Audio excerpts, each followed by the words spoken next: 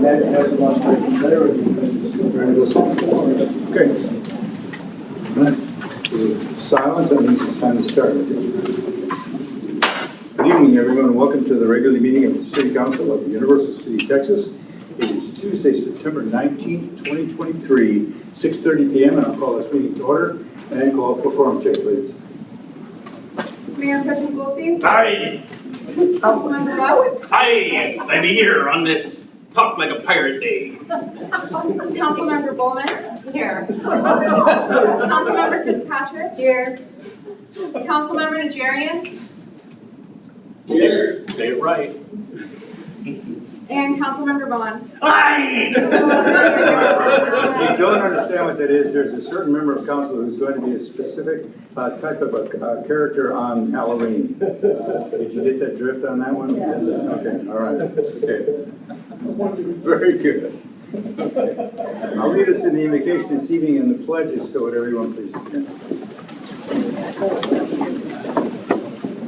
Heavenly Father, we come together tonight to ask for your continued guidance as we finalize strategic decisions on behalf of our citizens. We have dealt with the budget challenges for next year and the eventual tax rate to support that budget. Those decisions could ultimately affect this city for years to come. Please give us the wise counsel to look well beyond the present. Staff and council are very passionate about their city, and they deserve the utmost courtesy as they work for the betterment of all. We ask that you inspire and instill in us and our citizens the kindness, thoughtfulness, and fairness we all deserve as we move forward with addressing issues of critical importance to this council and our citizens. To that end, I'd like to quote 1 Timothy 2:1 and 2. Pray for those in authority. I urge then first of all that petitions, prayers, intercession, and thanksgiving be made for all people, that we may live peaceful and quiet lives in all godliness and holiness. And as always, Lord, we ask that you watch over our military men and women and protect them and their families as they serve around the globe to ensure our freedom in these troubled times. We especially ask you to look over and protect those brave first responders who tirelessly serve us. Our cup is still overflowing with love and concern for their well-being. In your holy name we pray. Amen. I pledge allegiance to the flag of the United States of America and to the republic for which it stands, one nation, under God, indivisible, with liberty and justice for all.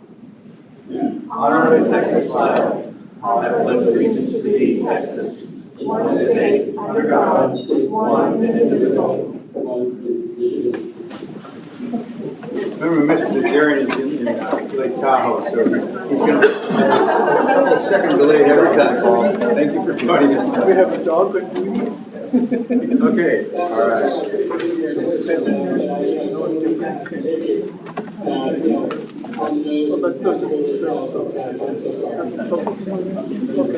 Congratulations on your wedding and your honeymoon. He was on his honeymoon, but he decided he wanted to be with us tonight. So thanks, Paul, for joining me. Okay, we have a couple of proclamations this evening. The first one is related to Teachers' Day, and then we have Fire Prevention Week. So Teachers' Day, I will ask Pro Tem Goolsby to read that proclamation. Proclamation, City of Universal City, Texas, World Teachers' Day.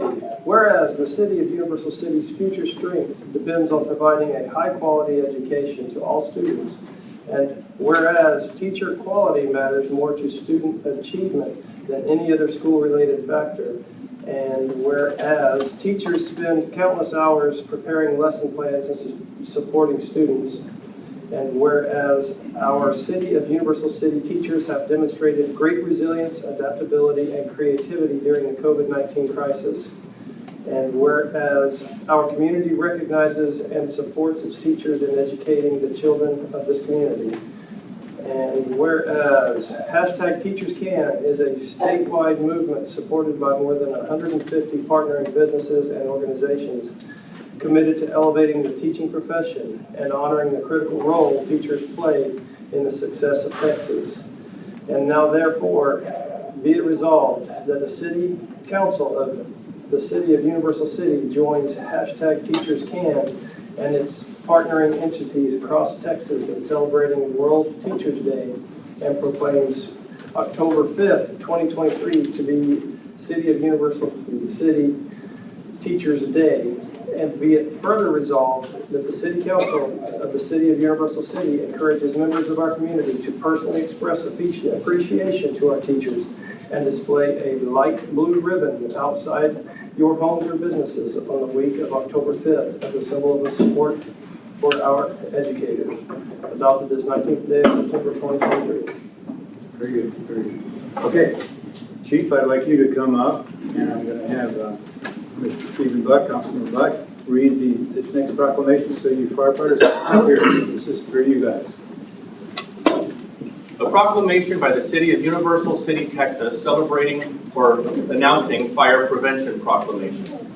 Whereas the City of Universal City is committed to ensuring safety and security for all residing and visiting members of our community, and whereas fire is a serious public safety concern both locally and nationally, and homes are where people are at greatest risk from fire, and whereas home fires killed more than 2,800 people in the United States in 2021, according to the National Fire Protection Association, and fire departments across the United States responded to 339,500 home fires, and whereas cooking is the leading cause of home fires in the United States, and fire departments across the United States responded to more than 166,000 annually between 2016 and 2020, and whereas 2 of every 5 home fires start in the kitchen, with 31% of these fires resulting from unattended cooking, and whereas more than half of reported non-fatal home cooking fire injuries occurred when the victims tried to fight the fire themselves, and whereas children under 5 face a higher risk of non-fire burns associated with cooking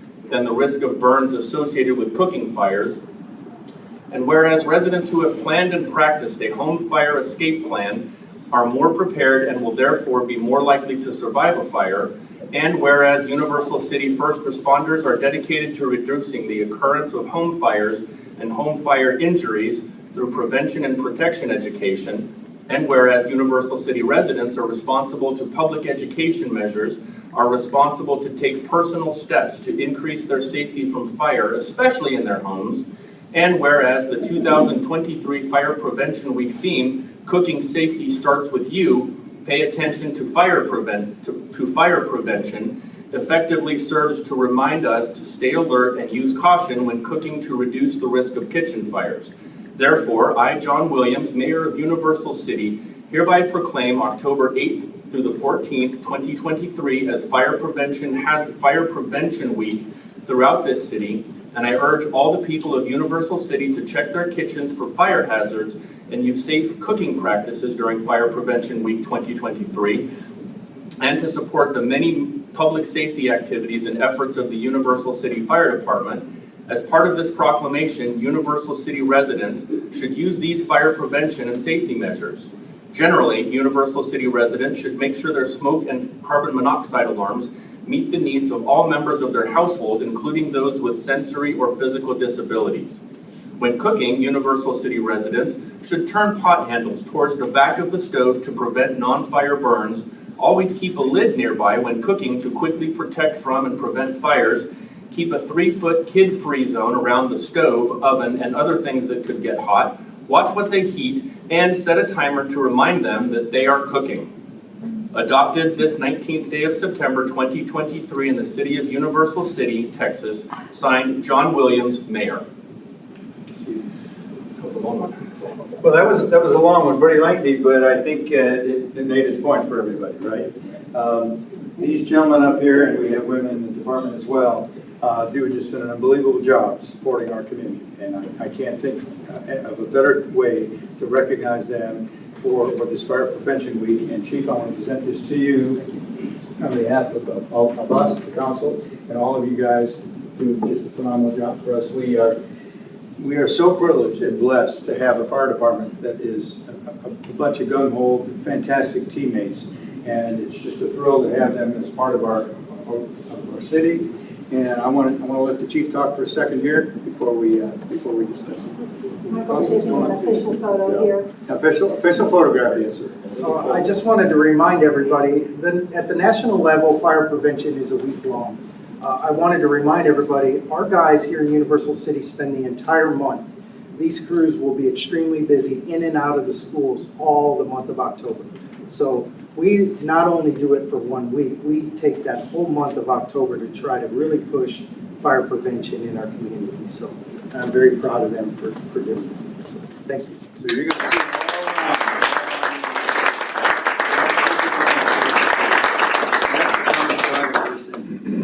There's the star of the show right there. Guys, thank you very much. Thank you very much.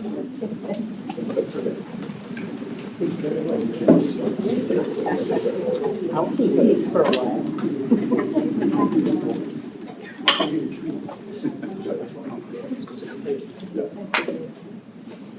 Just a reminder, we had a carbon monoxide monitor go off in our house, and we have to need to replace that because the battery's shot. So Home Depot, we're coming tomorrow. Okay, very good. Let's move on for the next item. The next item is it's listed under tab number 8. All matters listed in this item are considered to be routine by council, be enacted by one motion, no separate discussion. Discussion is desired that item will be removed. We've already had a request to remove item number D on tab number 8. So let me give you item A first. That's the minutes of our last meeting. The item B is about a future land use plan on 1922 Fitzpatrick Road, 2103 Christie Boulevard, which is basically across the street there where the Calvary Church will go in. Item 3 is related again to a zoning change, an ordinance change for that particular property.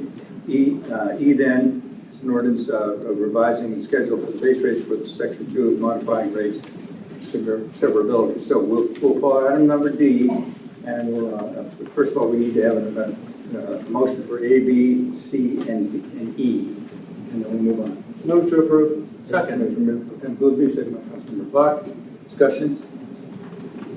All right, call for the vote then, please. Mayor Pro Tem Goolsby. Aye. Councilmember Buck. Aye. Councilmember Bulman. Aye. Councilmember Fitzpatrick. Aye. Councilmember Najarian. Aye. Councilmember Vaughan. Aye. That motion passes. And if you see Councilman Najarian with his arm up and I haven't had a chance to see him, go ahead and stop me, will you? Well, we don't want to, there you go. You can have yours up anytime. Okay, very good. All right, so we did pull item number D, so let's go ahead and consider item number D separately. It's consider ordinance 656-D 2023. It's an ordinance setting the ad valorem tax rate for 2023 at 0.517499 per $100 of appraised value and appointing a tax assessor collector. This is our second reading. Move to approve. Second. We have a motion and a second. Any discussion? Mr. Vaughan? Thank you, Mayor. I call me crazy, but I'm still hopeful that there's some compromise here. We can get a rate. So I know we don't have any votes to cut any spending, so I get it. But we got some new information at the last meeting, so I have one final pitch for you guys to consider. And so I have a handout for you. And the first page is just the investment report from last meeting. And you'll see, you also heard from our finance director that we're already almost at $900,000 for this year to date. And next year, the $22 million in cash that we have in the general fund should give us about $1.1 million in interest income.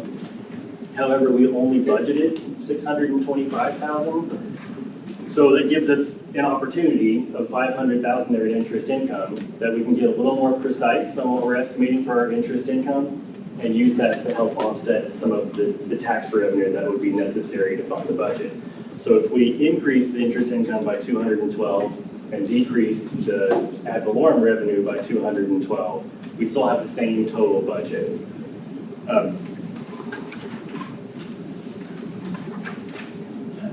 So what I would like to propose is that we amend the motion to change the M&O rate to 0.418446 for a total rate of 0.505. So I second that. Well, we have a motion and a second for the Can you please repeat that number? Repeat your number.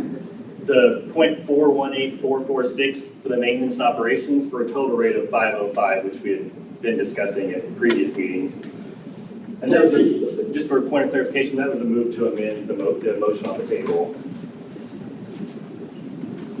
Okay, there's a move to amend the motion on the table. Now that is up to the motion. I want to hear some more information. We're still in discussion.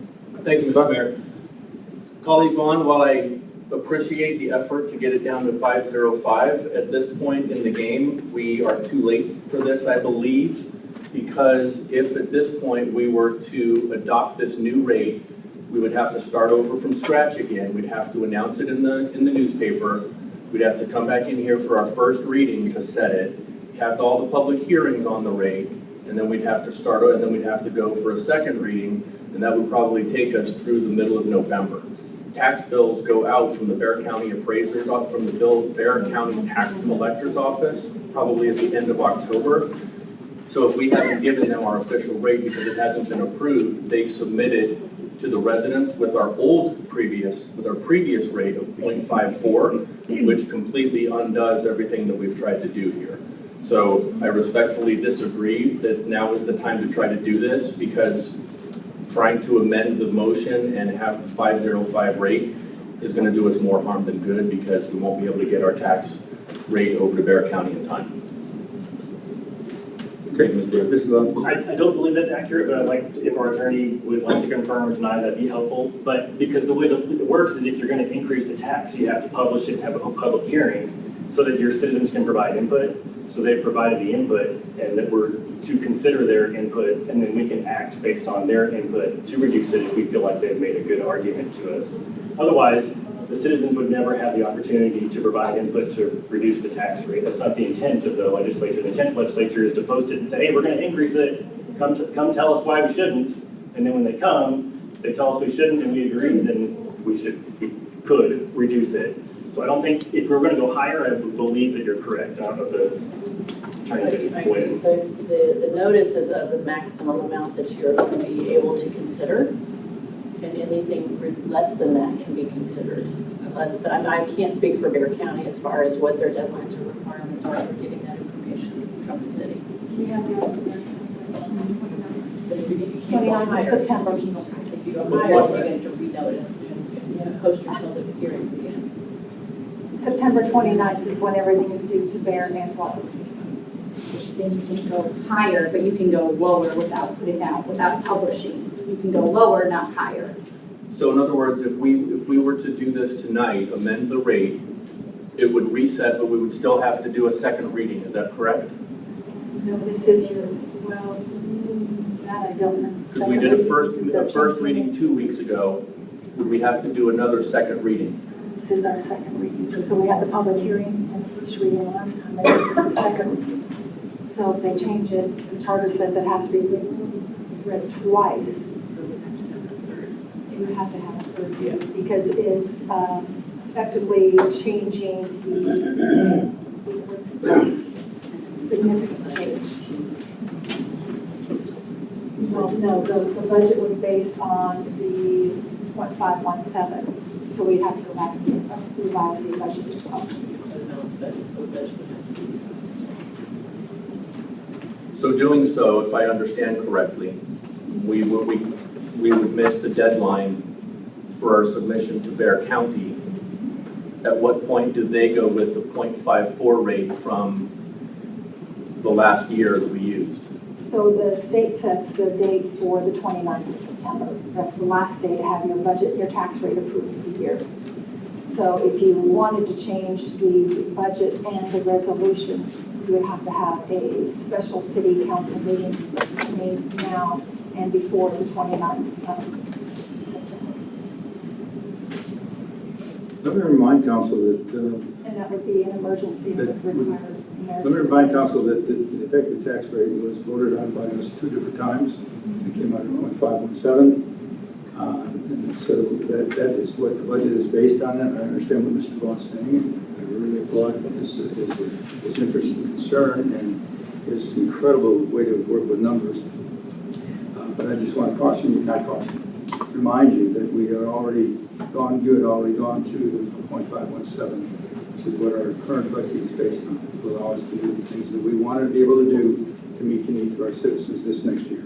Okay, so we do have a motion and we do have a second. If there's no other discussion, then I'll call for that vote then, please. Mr. Mayor, I just want to make sure, I'm texting Mr. Najarian. Can you hear us?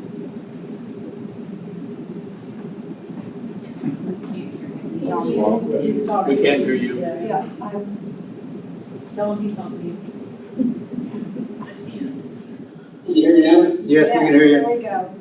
Okay, yeah, I'm looking confused, it's kind of out of there and a little garbled. Are we now voting on the new amendment that Mr. Vaughan, or Councilman No, Vaughan? we're voting- added? Is that The correct? motion is to approve the .517449 effective tax rate. That was a motion that was made, I'm sorry, I just want to clarify. So Mr. Goolsby made a motion to approve ordinance 565D2023 at 0.517499 per 100, and then that motion was seconded by Ms. Fitzpatrick. That's what's on the floor. Did you get that, Mr. That was the Najarian? motion. Yeah, we're voting to either do the amendment or to keep the tax rate that we voted on last time. Right. The motion is the .517449. To keep what we had last time. Yes. Okay, you understand that? Okay, all right, very good. Any other discussion? Okay, call for the vote then, please. Mayor Pro Tem Goolsby, Aye. Councilmember Fitzpatrick, Aye. Councilmember Buck, Aye. Councilmember Bulman, No. Councilmember Najarian, Aye. Councilmember Vaughn. No. Okay, the motion to approve that is 4-2 in favor of the .517449. All right, thank you very much, everyone. Let's move on now to our citizens be heard. Times to provide citizens to address council. You can read it up there on issues and concerns. Should be informative only. We want it to be that way. There's no council discussion or action taken at a specific time, but we do welcome your comments and we take them to heart, and we've made many changes to some of the input that we've received from you over the last couple of years, for sure. So I ask you to limit your comments to a couple of minutes, if possible, 3. We do have 2 individuals that have signed up this evening. And I'll call you up in the order that you signed in. The first one is Mr. Bernard Rubal. Mr. Rubal.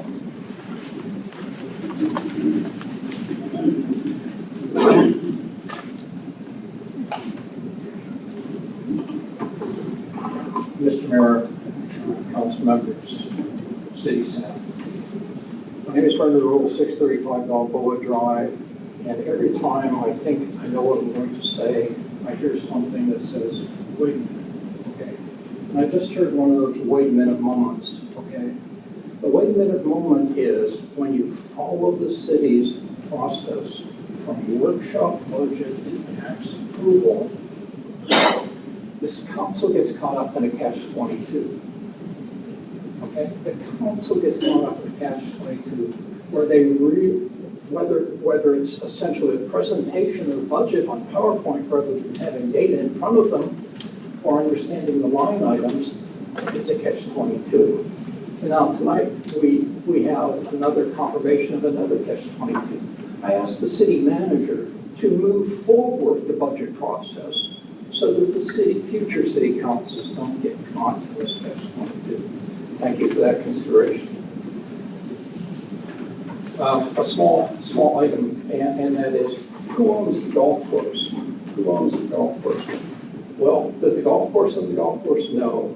The city of the Universal City owns the golf course, therefore the residents own the golf course. When I was looking over the 2021-2022 audit, some things caught my eye, and one of those things was $8,000 in advertising. So I essentially got an open records request to find out what that was all about. And indeed what I found out was the city made $80,000 for an advertisement sign that would be placed, I believe, in the golf course area. Why did that $80,000, instead of going to the golf course, go to the general fund? I don't quite understand that. The city owns the land. The residents are, and essentially, it's something that the residents can benefit. And that got me thinking about the Economic Development Committee. Do we protect our right for advertisement space in the commercial properties that we're letting out? The answer is no. Okay, so it's another $80,000 here and there. The other thing is essentially a little bit of accuracy. essentially, I've read the community impact. You can't always believe everything that's in the newspaper, I understand that. And basically, and I believe this is essentially correct. Stated by the city manager, operationally, over the last 4 years, the golf course has been able to sustain itself. Time and time again, I've asked for the presentation of the actual earned income of the golf course compared to its expenses. The article goes on to say there's essentially plans for a $4.7 million improvement. This is not sustaining. This is an additional increase in funds for the golf course that are going to be sustained by what you guys protected as the venue tax that you split, preventing it from going for infrastructure needs. So basically, I'm very confused about this being able to essentially get $4.7 million in tax revenue without voter approval. The final thing has to do with something that's a little bit personal, and at least it affects 6 residents in Universal City. That was in 2021, essentially a sewer survey was done in the area of Coronado Village. Okay, in 2021, 5/25/2021, I stood by the sewer survey crew. Okay, and I watched them pass or try to pass camera in the alleyway behind my house. And at that time, I saw a collapsed sewer line. Okay? They confirmed there was a collapsed sewer line. So, Mr. Rulo, you need to wrap it up, sir. thank you, sir. If you look, I've been presenting almost every 6 months as clockwork that there are collapsed sewer lines in the old sections of Universal City.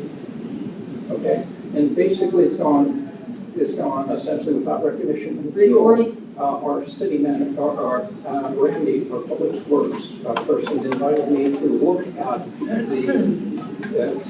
the data, the video. And indeed, he was shocked to see that there's actually a collapsed sewer line. Okay? So basically, from 2021 to now is 2.3 years. Recording in progress. To when the Public Works was aware of it was 1.8 years. It took them 1.8 years to figure out that there was a problem. And basically, after committing to a spot repair, essentially it's going 5.8 months, and there's still no work order for that spot repair. Now, it only affects 6 people, and this is how it affects us. When we go to the coast, we come back and we smell a sewer smell in our house. Now, it's not a big problem for backing up because most of the people in this area, the 6 people, are older, so they don't flush the toilet a lot. Okay? Look at what I've provided you. If there isn't the need to address that problem, it would be kind of a travesty because that problem exists throughout the old sections of Universal City, not just my section. Thank you, and I'm sorry I went over. That's okay. Thank you, Mr. Rulo. Appreciate it very much. Okay, next individual is Ms. Lori Putt.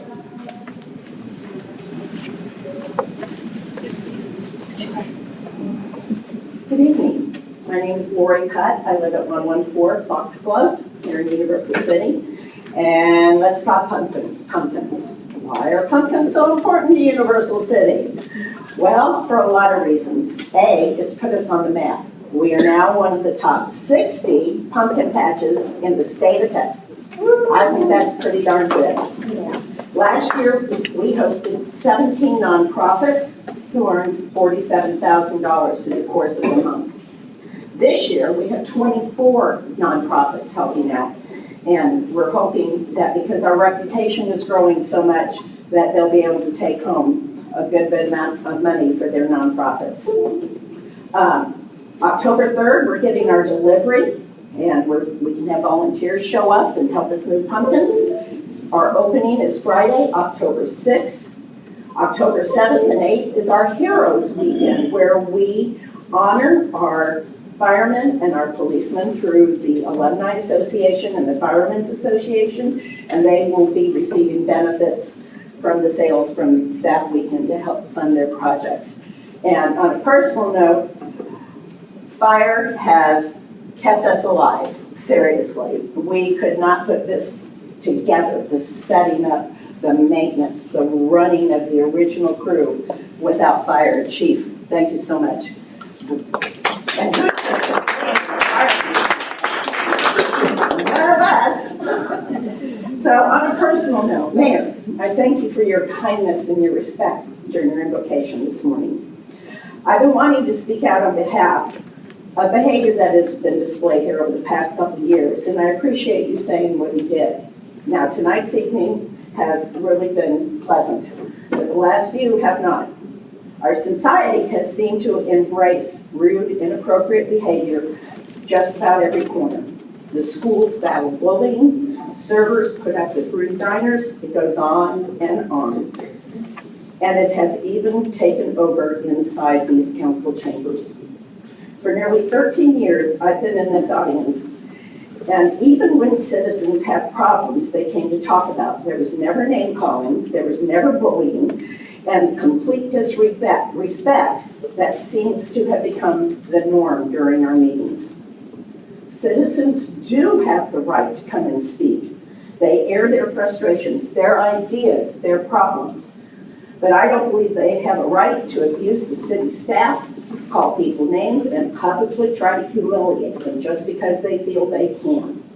This goes for the dais too, be it boards, commissions, or council.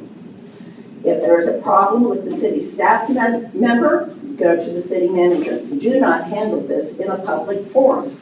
That is not proper protocol. It is time for respect to be brought back to being the norm in Universal City.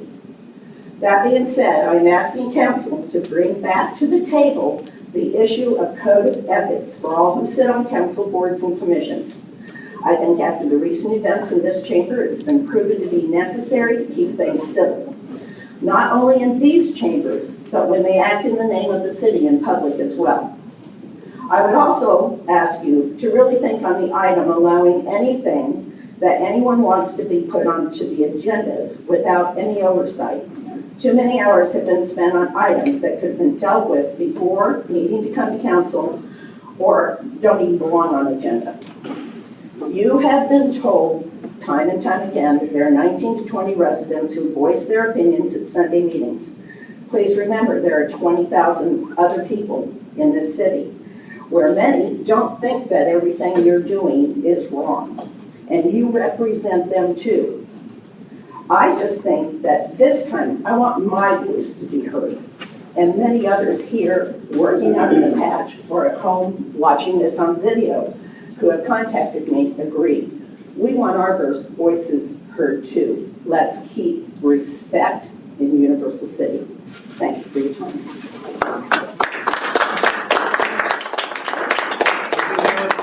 Just signed up this evening, but I'm more than welcome anyone else that would like to address council. Yes, sir. Please. Name and address for the record. Thanks. My name is Nicholas Bulman. I live at 12807 Eldorado. I just had to come by after listening to your last vote and just pretty much state my frustration at the city council, besides Mr. Councilmember Vaughan and Councilwoman Bulman, that you literally just shot down the option to save the taxpayer money, to not tax them on their property taxes so high for no reason, absolutely none. Mr. Vaughan proposed an idea that would not affect the budget. And you said, you know what, I don't care. I'm going to tax the citizens as much as I want. Budget doesn't matter. This is what I want to tax the citizens and the business owners. So I find it real disgusting that it wasn't even contemplated that this might be an option. So that's all I have to say is on the record that I still don't understand. Then it's not even a budget issue at this point. It's literally we just want to tax the citizens as much as possible without them throwing coming in here with pitchforks and torches. And you came up with a number, which is 517. So, thank you. Sure. Thank you, Mr. Bulman. Anyone else? Please, come on up, everyone. And then you, sir. Sorry, I didn't sign up. John Heberling, 8434 Ulysses. Feel kind of weird, but I came up to say that just slightly over 23 years ago, my wife and I moved to Universal City and instantly fell in love with it. Our church is here, our children's school is here, I work here. I could live my entire life without ever driving more than 3 miles in any direction. I know that's rare, but in all that time here, having had the privilege of working both with staff, especially with Randy Linsman, who I've known for longer than either of us would want to admit, and having seen a lot of different faces sitting on city council, my admiration for what all of you do, whether you're getting a paycheck or not, is just immeasurable. You guys put unbelievable hours into this. I'm especially impressed with our newer council members. You didn't wait to get involved. You jumped in with both feet. And this is not about agreeing or disagreeing with any particular decision other than because of my tiny little duty on my homeowners association. I do know what it's like to be on that side of the table and to have to listen to Goombas like me on this side of the table. God bless you for what you do. Thank you. I hope that as you have to deal with the stress of this position, that it doesn't get to you too much. Thank you for representing the city. Thank you for doing your level best. That's what you were elected to do. And thank you, staff, for doing what you do. I love my city, and thank you for making this a great place to live. I appreciate it.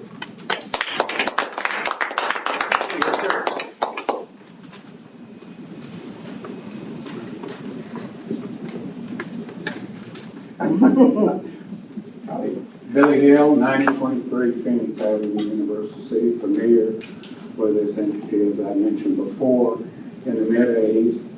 I am aware of current environment, the businesses that I run, and some seem to be quite negative. I guess it's just how the world they tell me is supposed to be.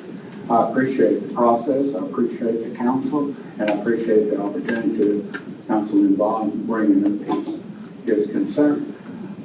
As we as residents, as I stated before, if we were just smart enough to figure all this crap out, we probably wouldn't need y'all. But we're not.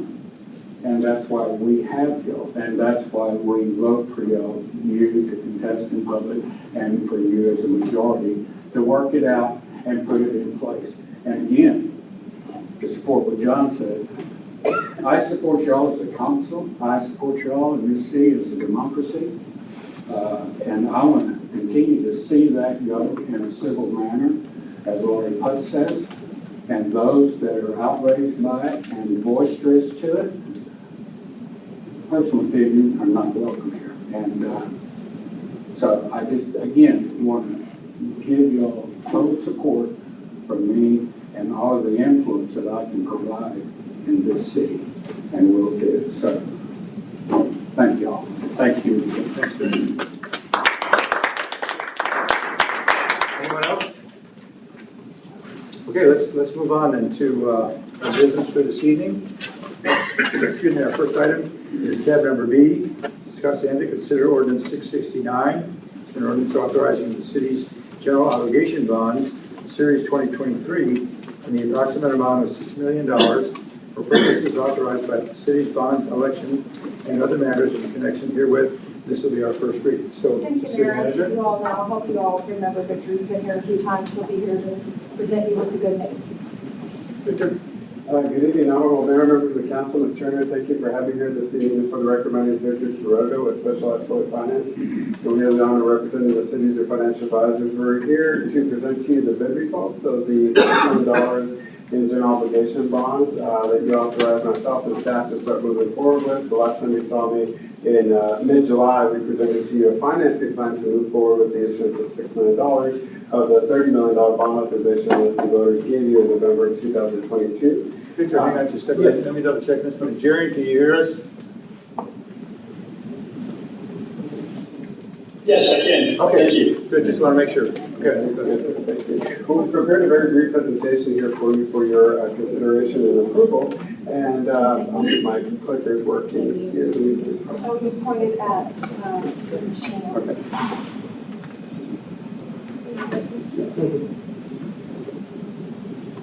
There it is. I think if I turn it on, that might help.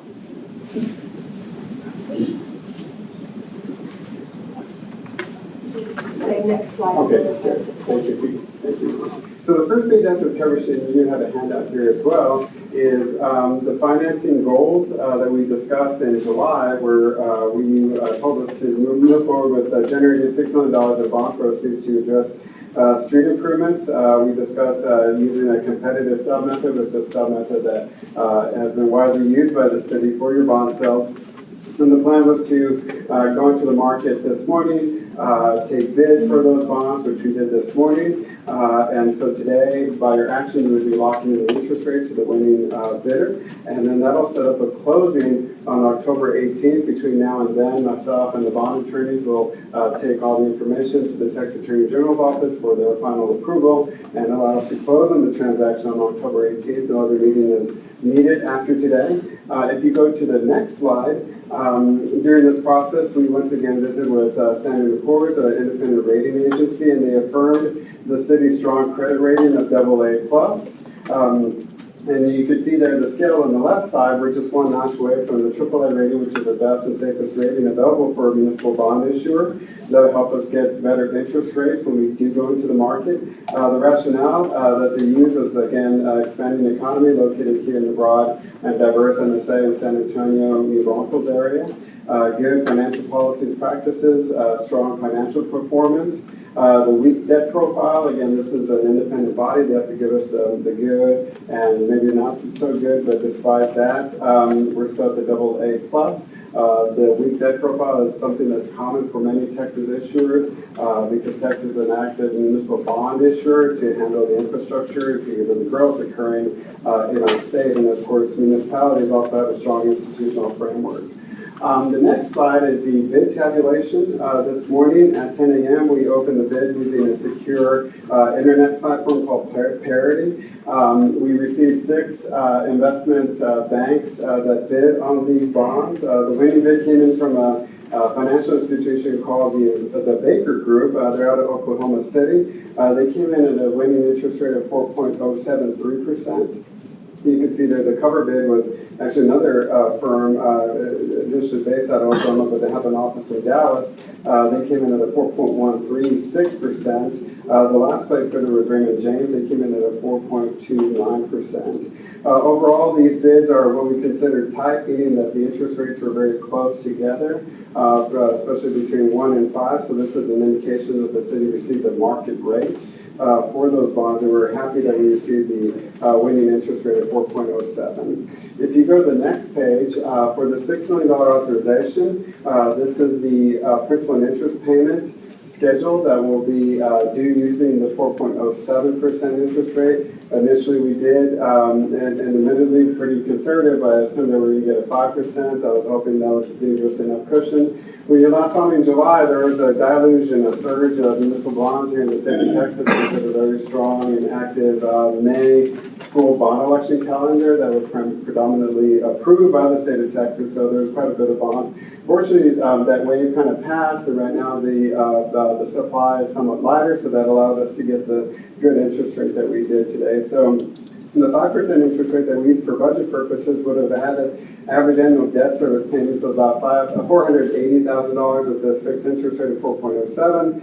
It's going to be closer to about $450,000. And again, this is supported by your interest and sinking fund tax rate.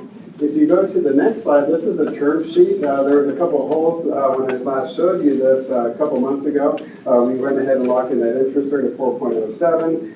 Standard & Poor's affirmed the AA+, strong credit rating, and the winning bid came from the Baker Group. The last page of this presentation is the status of the 2022 bond program. Again, the voters allow you to issue up to $30 million of that debt to support your street improvements. Today, we're utilizing $6 million of that, so what's remaining is $24 million to be issued at a future time when you're ready to proceed with the improvements of your streets. As a city financial advisors, we recommend that you award the bonds to the Baker Group at the 4.07%. You have to list that interest rate that's already in the ordinance that's in front of you. But your action again today would award those bonds to the Baker Group and allow us to move forward to closing on October 18th, in which the city will receive the $6 million into your project fund. I'll be happy to answer any questions. Specific questions, Victor? Yes, Mr. Long. This is a question for staff.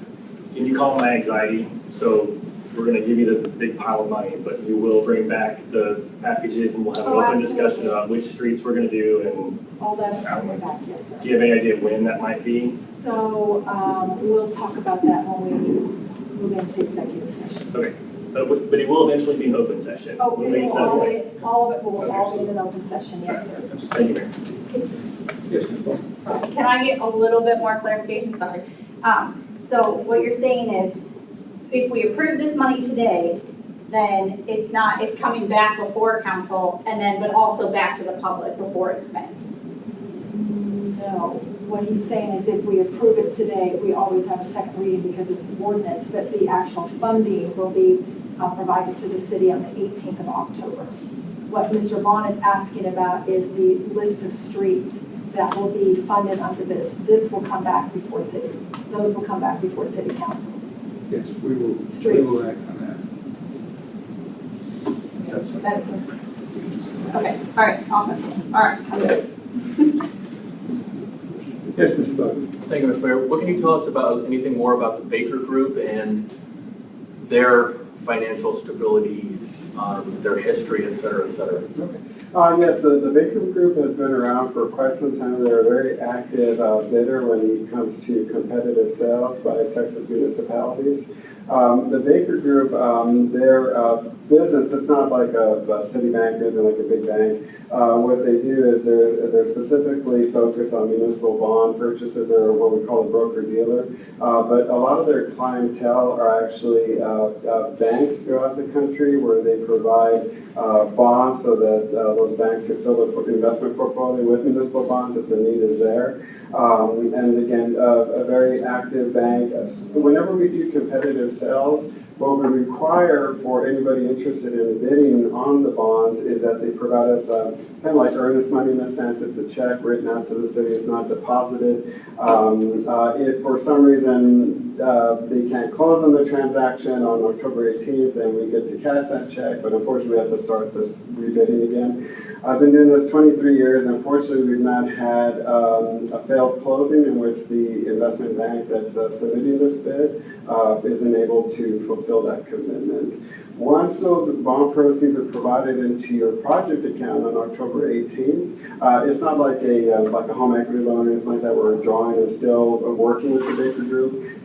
Basically, it's just a one-time transaction with them. They're going to provide the $6 million in bond proceeds. And then we get to work with that, and then our relationship with the Baker Group essentially ends at that point. And so Because then the individual investors are holding the bonds and we pay to those individual investors, not to the Baker Group. Yes, sir. So I probably should start with this. The investment banks, the way I would characterize them is they're essentially middleman or middle people. They're just kind of the in-betweens. Behind them are multiple, whether financial institutions or just individual investing in municipal bonds. So moving forward from now for the next 20 years, when we're making the payments, we use another separate entity that provides an administrative role. They collect those payments from the city and then they distribute to all the various investors. These investment banks, they're not long-term bond holders. That's not their business. Their business is to buy the bonds initially and then try to sell them to various long-term investors. Thank you. For approval. You know, what we need tonight is to make, we need to mention that the Baker Group is the group to award it to. Mr. Vaughan, you want to make that motion? I move we award it to the Baker Group. Okay. Second. Great. Second by Fitzpatrick. Any other discussion? All right, call for the vote then, please. Councilmember Vaughan. Aye. Councilmember Fitzpatrick. Aye. Mayor Pro Tem Goolsby. Aye. Councilmember Bud. Aye. Councilmember Bulman. Aye. Councilmember Najarian. Aye. I heard you loud and clear, Paul. Okay, Victor, you're a genius. I mean, what you're able to do for us is really fantastic. It's a terrific rate. And again, the next step is council, staff will come back to us with the recommendation for us to. Streets, proceed yes. with that. We will cover with that. Packages, I guess, street packages they're called, Okay, yes, sir. right. But right now, we need to take like a 2-minute recess. I need to have the mayor and Megan sign each document and have your signatures notarized by Maribel. So Victor can take the forms back with him tonight. Okay, let's take a quick 5-minute while we sign the documents so that they can proceed with the bond. Go ahead, Council, take 5 minutes. These open people who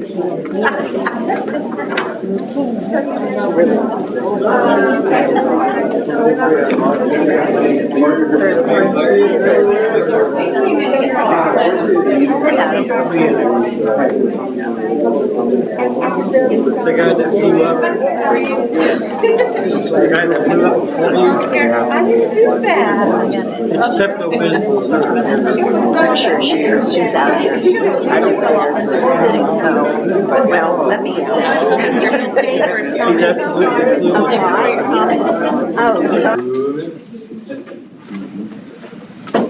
Ladies and gentlemen, the council meeting will resume in 2 minutes. Where's the R? Okay, that's better. I've had Mayor Pro Tem Goolsby tell you who he's going to be. Oh, Have you no, not no, recognized it's that? Talk Like Today's National Talk Like a Pirate Day. Oh, okay. Yeah, that's not for Halloween, that's just for National Talk Like a Pirate Day. I love council liaison. I thought it was National Cheeseburger Day or something. No, that was yesterday. Something like cheeseburger day, huh? Yesterday? I thought it was today. McDonald's are like 50-cent cheeseburgers. What? At McDonald's, at Mr. 50-cent Mayor, cheeseburgers I for gotta go. National Cheeseburger Day. DoorDash. I know. Who wants a 50-cent cheeseburger? I'm ordering zero egg DoorDash. Yesterday. Anybody have a cheeseburger day was yesterday? All right, we're ready to go. Let's go ahead and reconvene, everybody, at 7:32, and we'll move on now to an item which is a no tab. We're going to have a public hearing in a minute related to PC 582, ZC 244. It's related to some land at northeast corner of Athenian and Centerbrook. But before I open the public meeting, let's let staff make a presentation so that you can all hear that. So if you want to address council, you'll be able to do that. So there's going to be a series of public hearings that we're going to hold, all related to this particular property. But we have to address them separately. Michael, you can take it. Yes. All right, Mayor and Council. So we're talking about the proposed PUD, residential PUD at Athenian and Centerbrook. As I mentioned, it's a residential PUD on a vacant 3-acre set of unsubdivided tracts. To move forward, the petitioner, Terramark Urban Homes, is requesting a future land use plan change from GC General Commercial to HDR High Density Residential. The zone change from C2 Retail to PUD 2023-105 District, and approval of the PUD preliminary and final plans in connection with the proposed PUD.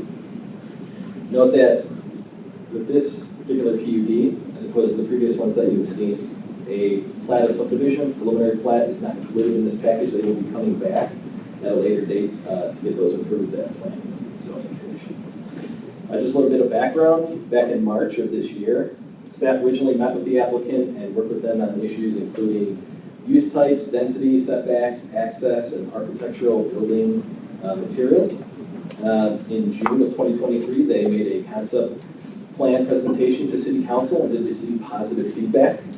On September 11th, last week, they made their presentation to Planning and Zoning Commission and received a recommendation of approval and a 9-0 vote. That is the location. You can see the aerial map, which is also in your packet. I'll go over some project specifics. They're proposing 27 single-family homes, which comes out to approximately 9 units per acre. It includes 141 parking spaces, which meets the underlying zoning code requirements. The breakdown of those parking spaces includes 108 parking spaces within the home sites themselves. That is 2-car garage, as well as the ability to fit 2 F-150s on the driveway. That was one thing that we wanted to make sure, based on past experience, that they wouldn't be hanging out into the drive aisle. 13 on-site guest parking spaces, that is within the development itself, and then 20 on-street guest parking spaces on Center Athenian. And so they can go into a little more detail when they pull up the site plan, but Athenian does provide for a wide enough right-of-way, a wide enough set of lanes where you can include some parallel parking and not reduce the ability for folks to drive through at the 20 miles an hour that they're allowed to. The highest roof point on each home is 28 feet. They are providing a community open space area, and that community open space area is about 1/4 of an acre or 11,000 square feet. A detention pond will be provided, and community mailbox area as well. So they won't have individual mailboxes. There'll be a cluster box, or cluster unit that the post office would rather have. With regard to trash, they're going to provide a one enclosure for recyclables, so a community enclosure for recyclables. And then each individual home will have its own area for a trash container with an enclosure located at the back, so that'll be screened. Let's see, there some sidewalks are being proposed, a 6-foot sidewalk on Centerbrook and a 4-foot wide sidewalk on Athenian. And as required by state law, 29 legal notices were sent out. We did receive one response in opposition from the commercial property across the street, the foot clinic and the emergency clinic. They cited that they had concerns about traffic congestion as well as an uptick in crime. Approval standards are included in the package that the applicant did respond to as required for the planning and development ordinance. And the developer is here to make a presentation as well and to answer any questions you may have. Okay, let's start with the developers. Yes. You guys make the presentation, and then we'll open the public hearing. See if I can get this working. Make sure it's turned on. It's on. All right. There we go. As mentioned, we've been here in front of City Council back in June, I believe it was, and the presentation that you'll see today is a very slight variation from what we showed you before. So I'll start with we'll be building 27 2-story patio homes. These will have interior courtyard that are accessed from the front of the home through a portal type of situation, and so that instead of having a large yard in the front yard, we make the yard in the middle of the property so that it's better utilized by the resident that's living there. So these are what we call patio homes. We've done projects like this in San Antonio. Okay, and moving on, he mentioned all about the cars and the additional parking, landscaped area, community spaces, and so let me show you. This is a little history about our company, which is in your package. I don't believe you're there. We've done quite a few projects throughout the Houston area as well as San Antonio, which is our home now. And let's move forward, I think. It's not moving. There we go. Benefits of the project is great location, good access, as Michael has said, easy, good proximity to regional shopping and churches and so forth. So we think it's a great site for a project like this. We've got the financial experience to complete projects like this, and one of the great benefits is when we're hopefully completed with this project, and we're estimating to be able to add about $10 million additional tax base to the city over above what's there now. And with prices going up and costs going up, by the time it's actually sold, it's probably 50 or 20% higher than that, which is good, and so forth. So let's see if there's, here we go. This shows you the general site plan. One thing I will mention that we did through working with your staff, which has been fantastic to work with, we shifted the entry that comes in off of Athenian Drive to the north, look at this arrow, so that we basically had an offset to the road. I think that's called Brentwood. And that way, from fire trucks coming in and out, they thought it was a much safer place. So that was one of the changes that we did at the good meetings that we've had. And we also mentioned we have inside within our property, we have visitors parking that is not connected to each home. As Michael said, we've got 2 enclosed parking spaces plus 2 parking spaces behind the garage.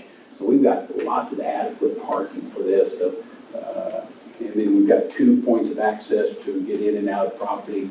This is really great because it diversifies the amount of traffic on those 2 arterials. So that all worked out great. And let's see if I can.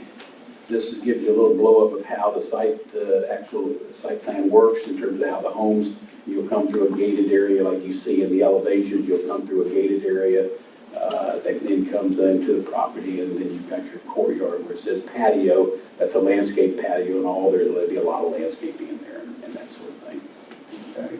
And then, as I said, these will be masonry and stucco, and could have tile roofs, barrel roofs, and some might be standing seam metal. And we'll have them all look a little different from each other, like the fenestration and windows and things like that, just to give them each their own little character. Okay? And some will have brick, some will have stone. This is the preliminary plat that we prepared, and just showing you how the platting would work out, and we'll come back with a final plat, I believe is the way the process works, for final approval. And I think we did some utility plans, just kind of generally to see how the utilities would work out on the site. We're not engineers, and we've done a lot of this, so we do a little bit of it in-house like this, and talking to the staff and working out to make sure they had some really good recommendations on how the utilities could work. And so this is a preliminary plan for that. And later, as we get into the actual design, of course, we go through the various city departments to make sure we get all that done. And is that the end of it? Yeah, I think that's at the end. Yeah, right there. Okay. I guess it's showing you how the water circulation goes. So I think that's pretty much handles my presentation. I'm here to answer any questions that you may have. Right now, we'll go ahead and open up the public hearing, and after the public hearing is done, the council will have a chance to address it. They can speak to you for sure. Thank you. So it is now at 7:40. Let's go ahead and open public hearing.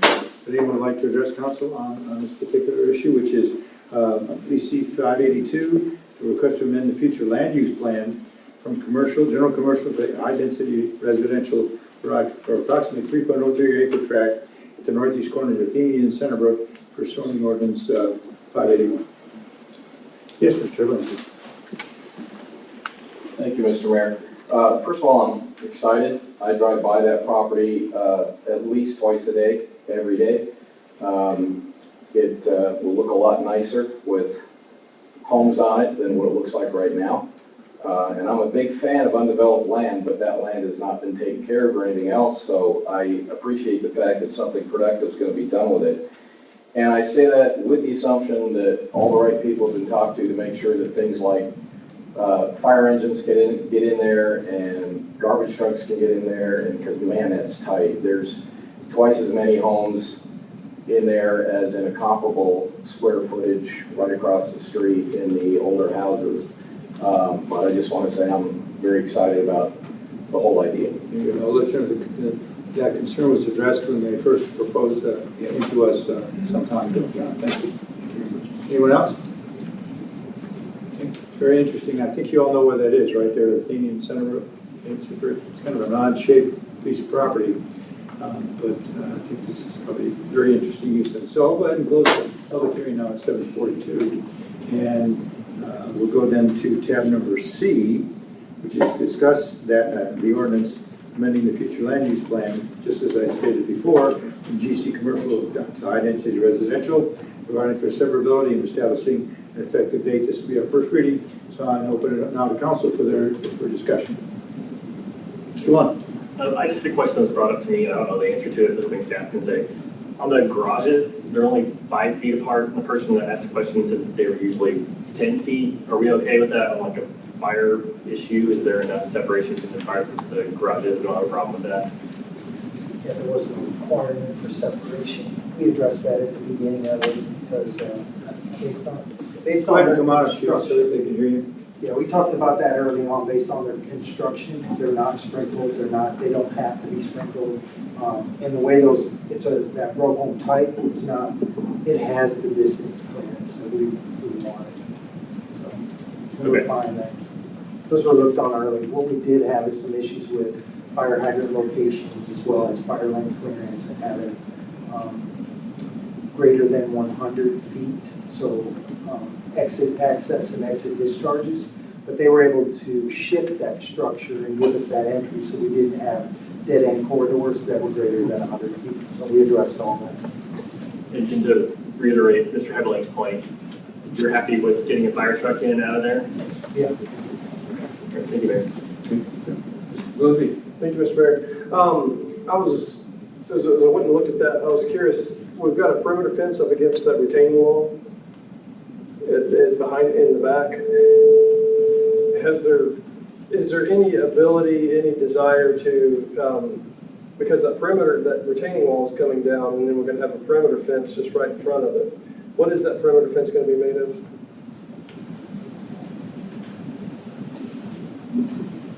I would suggest it's probably going to be wrought iron or something like that. You can see through. I think it's a great feature. It is like at night. I mean, that's the reason I like the park where it's located. That wall is going to be fabulous. It'd be a great backdrop, and we put landscaping and stuff up to there. We actually want to use that wall as kind of the backdrop to the entire park. I think it'd be awesome. That was my hope. I was afraid you were gonna tell me, we're gonna put up a big wood fence back there and just create a little wrap around it or something like that. Yeah. The other thing is that community space, I didn't see a tree survey. I know there's a lot of trees on that site. Right. Is the plan to maintain as many of the trees in the community space as possible? Absolutely. We love trees, and if they're healthy and they can be saved and pruned up and all that, the main thing is we want it to be good trees. You know, there's a lot of trees that out there you go. But we like to save trees because otherwise we'd be planting trees, and we believe in a lot of landscaping. Fantastic. As I'm looking at the lots on the very ends of the access route, that looks very difficult to pull an F-150 into those on the end. Well, and then the back are out. Yeah, and the ones at the very end, let me see if I can get back to, is there a way to get this back? Oh, it's a different PowerPoint. Oh, We'll bring okay. it up for you. Okay. It's page. But it's one at the end where you're kind of pull that in. We may end up doing a little adjusting there to give a little bit more room for backing out. And if at the end of the day, we need to potentially, I guess it's okay if we wanted to reduce the number of lots down to, just to make it a little roomier, is that okay as far as a amendment to the, yeah. So we'll be looking at that very closely. We believe in, and a lot of my developments I've done, I lived in the homes themselves. We moved from Houston, I literally was living in a home, stayed in that home for 6 months while we're doing another project. I moved to that house, you know, so we like to know exactly how it works, get in and out. So we'll take that definitely into consideration before we finalize it. Fantastic. And this one's more for Michael or someone else. We're talking about a 4-foot wide sidewalk. The ADA says that every 200 feet I have to have a 5-foot turnaround space, have to have a 5-foot space. Does that apply to this as well? This is resident, it's slightly outside of my world, but I was just curious. It will along Athenian and Cinnabon. We'll have a 5-foot turnaround on those, because it's a 4-foot sidewalk, so every. We'll get all that when they go through their ADA review. Fantastic. Just fine with all that. Making sure we didn't say you didn't have to, but you actually had to. All right, that's all. Thank you, Mr. Mayor. Ms. Bulman? I just have one question. I'm pretty sure this has already been stated before planning and zoning, but I just want to make sure we got it on the record here. Are these going to be rentals or are you selling these as homes? These are for sale. That's it for me. And kind of related to that, are they considered affordable units? Or are they going to be market rate? They'll be market rate. Okay.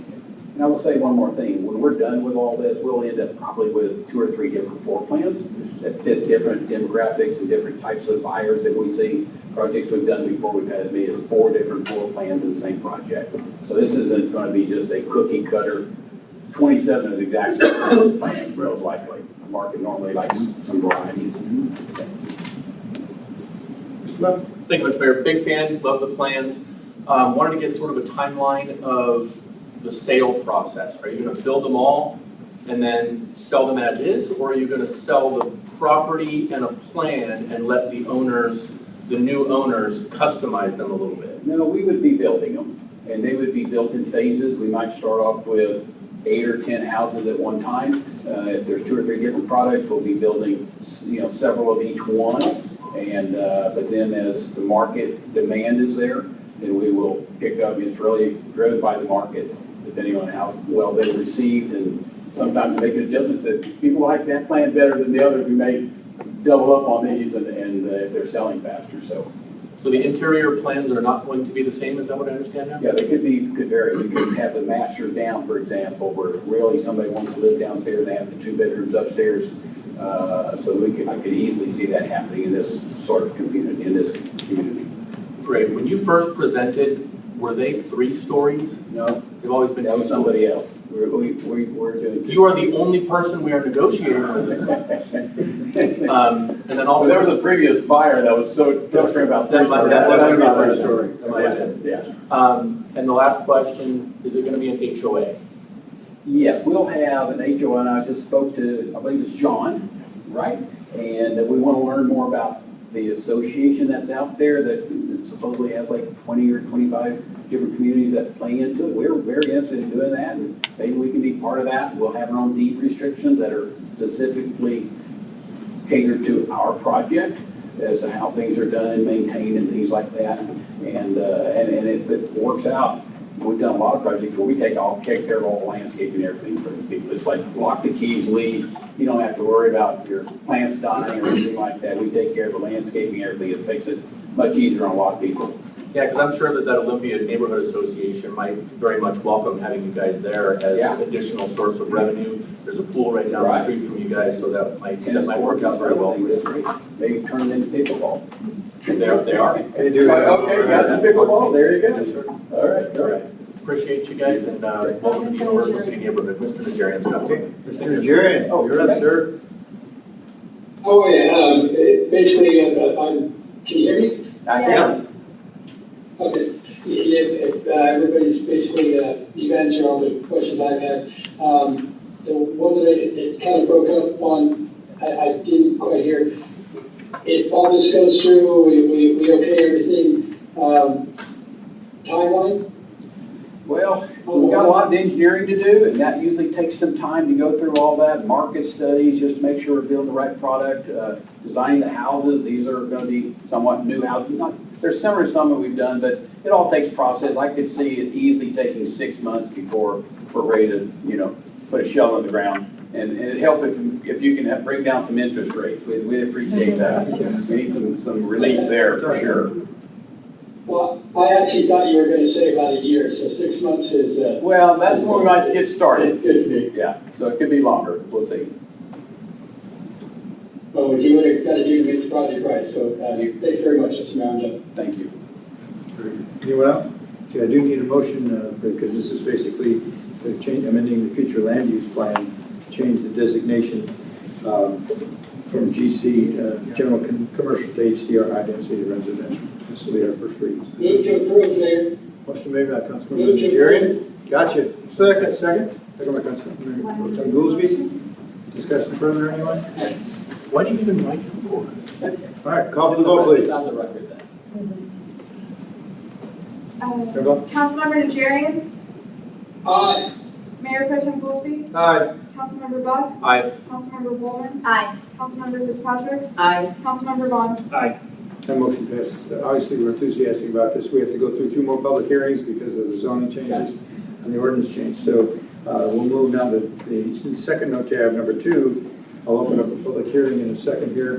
It's related to a zone change from C2 retail to PUD 2023 for 3 acres, the northeast corner of Athenian and Centerbrook, for zoning ordinance 581. So I'll open up the public hearing now at 7:52. And does anyone want to address council on this issue? John? I'm gonna cheat. I'm gonna ask a question and I hope somebody decides to answer it. If somebody could explain the difference between a patio home and a condominium. Thank you. Okay, we'll address that. It's a public hearing time now. We'll address that in a minute. But we'll definitely cover that. So just be prepared, ready to go. Anyone else? Okay, let's go ahead and close the public hearing a minute later, and we'll open it up now for discussion then on this particular item. And we'll have another public hearing at tab 3 in a minute, and then we'll be able to go to council for some decisions. Okay, so council, for discussion for you guys. Councilmember Najarian has his hand up. Oh, Paul? Yes, sir. Yes, thank you, Mr. Mayor. Could we answer Mr. Hefferman's questions? Yeah, answer his question about patio homes versus condominiums. Go ahead. Okay. The difference is these are all detached. They're not attached to another home, and these will be they'll be platted separately. So each lot owns its own lot. Condominium normally has a unit associated with a common, so this has individual platted lots. So they'll have a deed, a general warranty deed for their property as a platted lot. Thank you. Yeah, you got it. Okay, good. Thank you, Mr. Mayor. So, Thank you, Paul. Anyone else? Okay, let's go ahead and close the public hearing then at 7:55. And we'll move then to the no tab number 3, another public hearing, a request for approval of the flood preliminary and final plans for that same property and for zoning ordinance 581. So this will be the public hearing. It's directly related again to the same project. So anyone else? I'll open it up at 7:56. Want to address council on it? All right, I'll go ahead and close it right away. Can open it up. Does anyone from council have anything else they want to add? This particular issue here. Okay, very good. Let's move then to tab number D. Discuss and to consider that ordinance 581, amending the zoning map for approximately 3.0 acres, again at 1001 Athenian, from C2 Retail District to PUD 2023, high density residential and related uses, adopting that PUD final plan related to PUD 2023-105, providing for severability and publication of the caption of this ordinance, and establishing an effective date, and this will be our first reading. So, Mr. Mayor, move for approval of the zone change from from C2 retail to PUD 2023-105, and further to approve the plans as detailed in PUD Ordinance 581-Y-PUD-2023-106.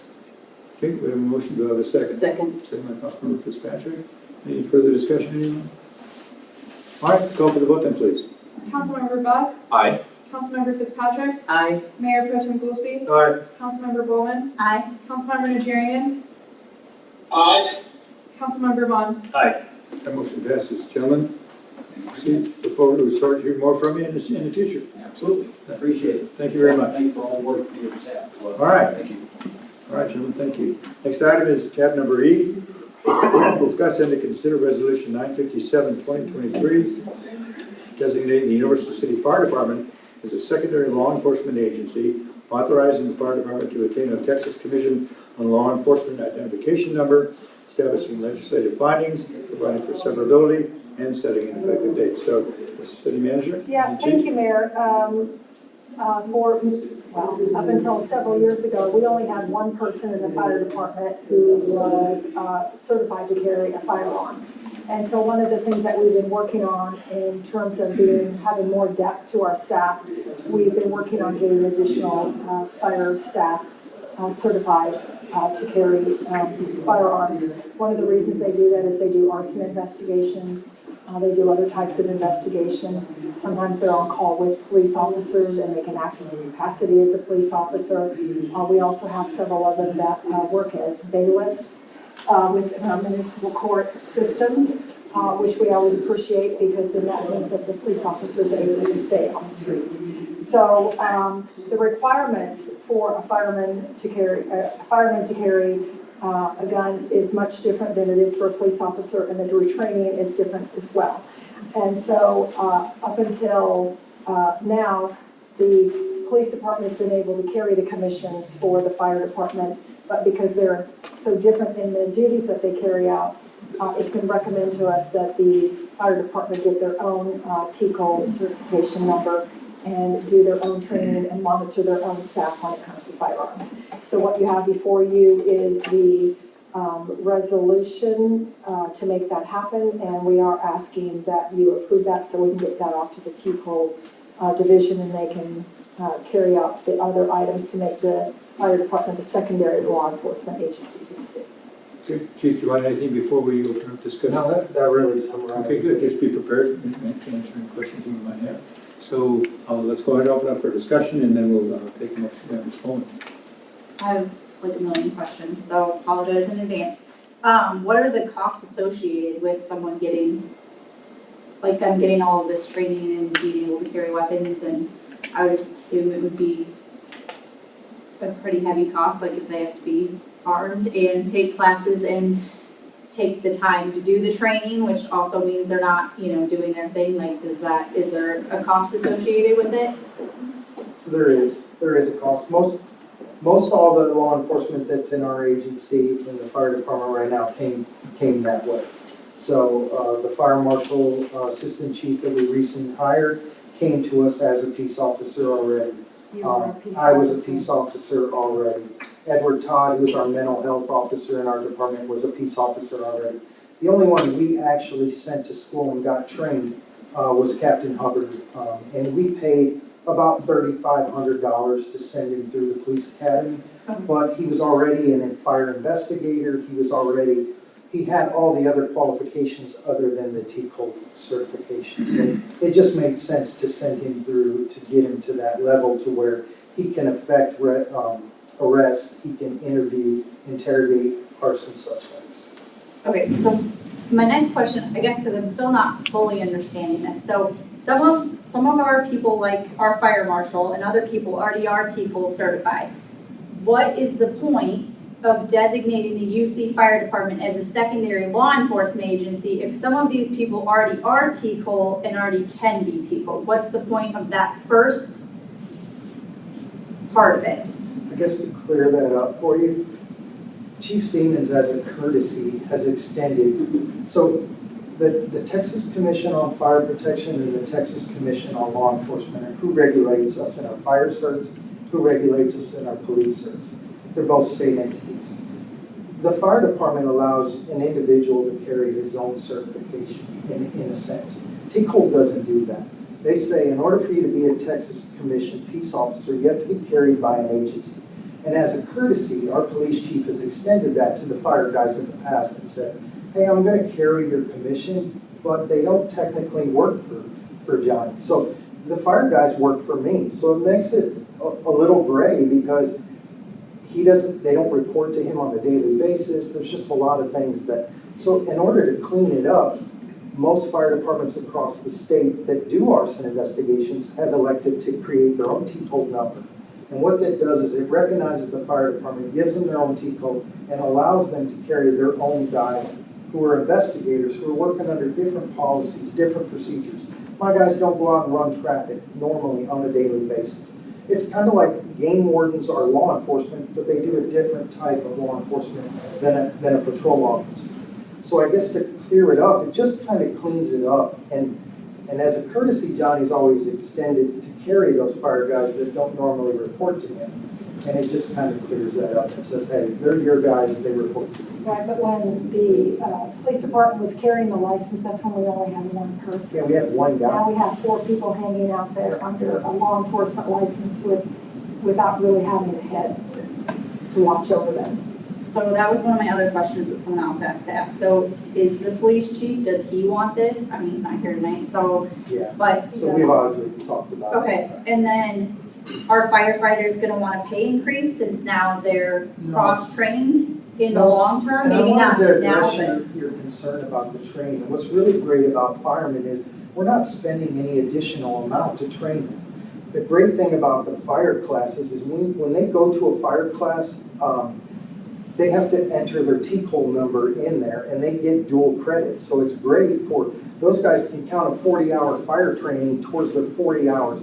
Because we're mandated by T-code to keep up with that 80 hours every legislative session. So every 4 years, they have to turn in 80 hours, which is 4 years for, 40 hours for 2 years.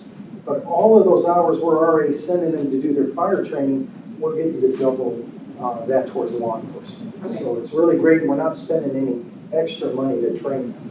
I'm almost done, sorry. And in some of their positions, it's built within there that they have to carry a firearm. There's no extra pay for carrying a firearm. Okay. It's required by their job. It's required. Okay, so how many instances do we have, I guess is the question, when you guys need a police officer? Because I know out of personal experience and seeing it on my own street, anytime fire's called, police shows up anyways, like they're always there. So I know that's not probably for every single call under the plan. I'm just saying in my experience and living on my street and having the EMS called a lot for older people, like I've always seen police and fire show up hand in hand. So how many? And we'll still continue to work hand in hand. Obviously, as a sworn peace officer, we have a duty to act. And that duty is anytime a felony is committed, and if it's in front of any one of them guys that are sworn peace officers, they have a duty to act. But back to your question about when do they get called out? They get called out anytime a fire is suspected that it's an intentionally set fire. They're going to go out, they're going to respond. And there's a lot of backlog work that we do. And I'm not sure if y'all were around when we had the serial arsonist case over in Capano Ridge. Our guys put countless hours into that. It started off with criminal mischief reports that PD was taking. They were going in and vandalizing homes. And then it escalated to where these kids were going in and setting fire to multiple homes in there. And ultimately, it was one of my investigators that led to the arrest of the suspect. We arrested him and we stopped that serial arsonist case. So I have one last question. Yeah, but as for two showing up, police and fire, obviously, we work hand they're in hand. hooked by radios, they're hooked by Yeah. dispatchers, so they're always listening to what's going on. So it's most likely that if you have two, it's because they said, oh, well, there's an incident. Maybe if we're not busy, maybe we should follow on and see if they need traffic control or if there's some way that we can take over for them. That's probably why you got two. I've had emergency calls at my house and I've only had a fireman show up and have never had a police officer. It probably just depends on what's happening. Yeah. I have one more question and then I'll yield so everybody can ask questions as well, sorry. Okay, I'm gonna play ridiculous, but devil's advocate. Let's pretend that now you have firefighters who, like, majority of them or a lot of them are T-Cool certified, and now people know this, and like I said, I know it's ridiculous, but let's just play. So, if you live in an apartment and say you're not the best of person, and maybe you're a little shady, and maybe you have a bunch of drugs in your house, and your apartment goes up in flames, and you think, well, if the fire comes, I'm gonna get busted for all of this, so maybe I just don't call, and then my apartment catches on fire and it spins to the next one because I'm a jerk and didn't call. Do you think that's a legitimate concern that people won't want to call fire as much if they think they're tied directly as they could arrest me immediately for having drugs? And like I said, I understand ridiculous, I understand it's out of the realm, but I'm just gonna ask it. I think it is because our PD still responds for EMS calls, they're in people's homes, Okay. You know, when somebody needs help, they need help. And I'm going to tell you, my guys are arson investigators. They're not there looking for drugs. They're there, obviously, for a reason. Our job is to go in and help those people in their time of need. And obviously, we're bound by law to have a duty to act in the event of a felony. And a lot of times, marijuana on the table, it's not a felony. You know? Okay, So, I got it, just asking to ask. All right, that's it for me. Thank you. Thank you, Mr. Mayor. We have a numbers guy up here. We have an architect and building guy up here. You got a law enforcement guy up here too. So happy that there's one that I can be expertise in. You said 3,500 to go to the police academy. Are we sending them to the police academy for the same training that our police officers are getting? There is no difference in the academy. So when they finish an academy, they take a state certified test. It's the same as any officers. To be honest with you, as a police officer, when we hire a police officer to go into patrol, and Johnny could speak better to this, they're certified in that alone. My guys are certified in the same training they have on top of their EMT training, their fire training, their investigator training, their inspector training, and all of those require CE hours. So it's quite a bit more than your standard patrol officer. Right. Thank you. Way to pump up the fire department when John is not here. I tell him that too when he's here. Not here to defend himself. I tell him that when he's here, he keeps bouncing around. Oh my God, yes, absolutely. Hyperactive guy. Do you plan to add any additional positions as the secondary law enforcement, or is this really only bringing the T-Cole under the fire department? It's just to create our own number, kind of clear up things. Johnny and I have a great relationship. We're going to continue to work together. As far as we know. I don't see an addition for more officers, but obviously there may come a time, Captain Hubbard has 33 years of service with the city. There's going to come a time that Captain Hubbard probably wants to retire, and I would like to think about sending one of those younger guys to replace him in that. But as far as needing more, I don't believe that we'll ever need more than 4 or 5 investigators in the department at any given time. And the reason we have 4 or 5 is if I'm out of town and I'm on vacation, and Chief Garcia is not available, we always have somebody that can go out and investigate that origin. Very well.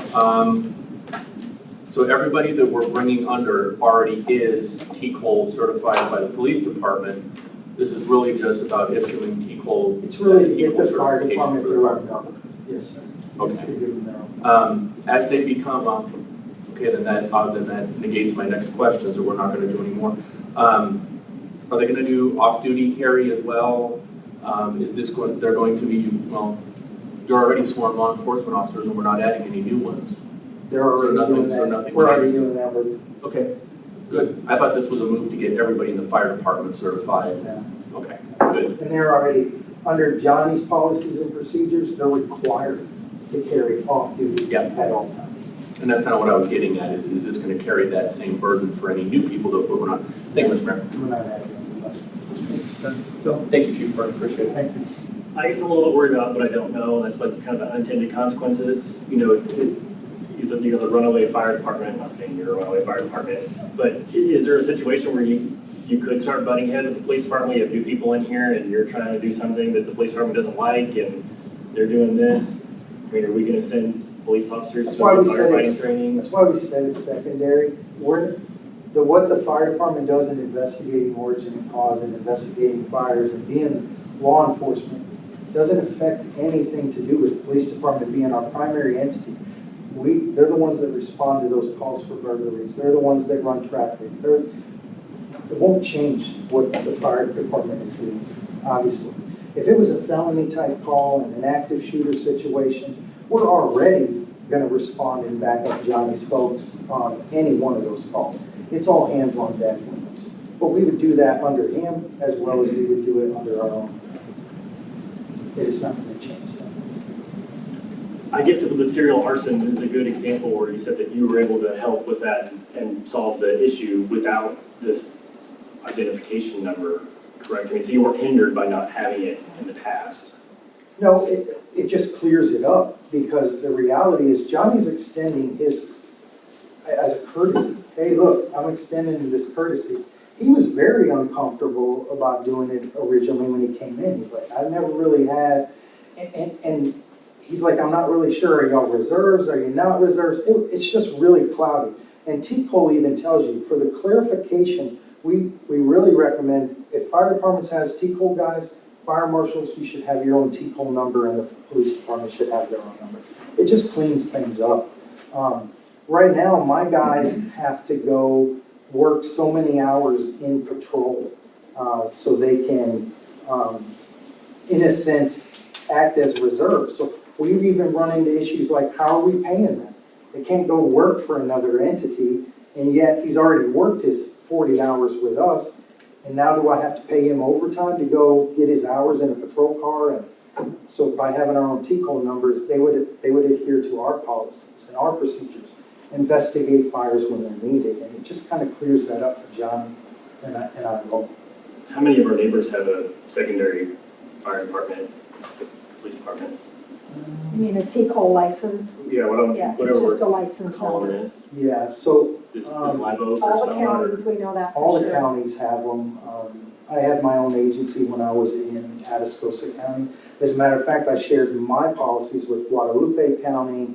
I don't believe Live Oak even has any peace officers in their fire department, so they wouldn't have their own T-code number. Shirts has some guys, just off the top of my head. I kind of reached out to T-code because I was anticipating you asked that question, and out of the, it's about 33% of the fire departments all have their own T-code numbers based on the number of agencies that you have that are police agencies. So it does happen. Thank you, Mayor. Good. Paul, did you have anything? You're good? Okay. All right. So I do need, we do need a Move for approval. motion here. Thank you. For resolution 957, 2023. Member Tim Goolsby, second by Councilman Fitzpatrick. Discussion, anyone further? All right, let's call for that vote then, please. We're done. Mayor Pro Tem Goolsby. Aye. Councilmember Fitzpatrick. Councilmember Buck. Aye. Councilmember Bulman. Aye. Councilmember Najarian. Aye. Councilmember Vaughan. No. Okay, the motion does pass. Next item we have is an OTAB number 4. We'll have a public hearing again in a minute. It's related to PC 589. It's a request for a text amendment to Chapter 4-5 zoning section 4570 to modify the fence requirements to provide clarification on intent, permitting, and inspection requirements, as well as definitions per zoning ordinance 581. So I'll turn it over to you, ma'am. Yeah, this shouldn't be a surprise to anyone. This is what you presented. It went to the Planning and Zoning Commission for their consideration because the fence requirement is part of the zoning ordinance. They did approve it as presented, so I'm assuming there won't be too many questions. So Mary, you can go ahead and move to the public hearing. Okay, you're aware, these are items that have been looked at by the Planning and Zoning Commission. There's discussions about various fence requirements and fees that are related to that. And so the Planning and Zoning has looked at this, but let me go ahead and open it up anyway at 8:15. Does anyone want to address this issue on zoning ordinances? Mr. Evelyn? Sorry. That's fine. Several of my neighbors have asked this question, so it's great that it comes up. But the question is regarding what's termed major fence maintenance. There's tremendous confusion as to why, if somebody wants to fix their fence, they're not changing even the post holes, just replacing more than 17 pickets, why they have to pay for the permit and get the inspection. And honestly, the $25 permit isn't really the big issue. It's having to get the inspection. And as I was going through the stuff in the packet, I'm not exactly sure what all is being changed or addressed. And so this may be irrelevant, but I just figured I'd ask anyway why we even have that middle category, since somebody wants to go to the trouble to maintain their fence as often as not is hiring a professional company and everything looks great. We're not talking about surveys, new post holes, anything else. Have time to worry about calling. Are we going to be digging into cables or just fixing what's broken? Why it's cut off at 17 pickets, and all the other stuff that's in there. Again, as I'm aware, this may or may not be what's up for discussion, but if it is, it'd be great to get an answer for that. Thank you. Okay. Anyone else? Okay, good. I'll go ahead and close the public hearing now at 8:16. And we'll go then to tab number F. This is discuss and to consider that ordinance 581, Y 2023, amending certain sections of ordinance 581, chapter 4-5 zoning related offenses, providing severability and setting an effective date. This will be our first reading, so now I'll open it up for council for comments. Mr. Goolsby. Thank you, Mr. Mayor. Basically, I feel like this one was was what the council could agree on between some council did not want any permits, some council want the ordinance to stay the same. This was kind of a middle ground, I feel, on this. So, thank you, Mr. Mayor. Thank you, Mr. Mayor. I'll address council, but to answer the question, my thinking is I was corresponding with Mr. Casada about the fencing and why is a permit required for major maintenance. The city has a greater good responsibility to all the residents of Universal City. Putting in a fence or even doing that major maintenance to repair a fence or put it back in place could have literally downstream effects on other houses in the neighborhood. So when somebody replaces their fence, it's more, in my mind, an opportunity for the city to ensure that the same standards have been met with regards to drainage, with regards to safety, the planning for digging, stuff like that, and to ensure that all of those same items that were originally approved when the fence was built are in fact being replaced. Originally, as Mr. Goolsby pointed out, I was advocating for having no fee required for the major maintenance permit, but requiring the inspection to ensure that neighboring properties are not impacted by any changes that are made to somebody's fence. So obviously, if you live in an area where you don't have any neighbors, where you live out in the country, you putting up a fence is only going to impact you. It's not going to impact any of your neighbors.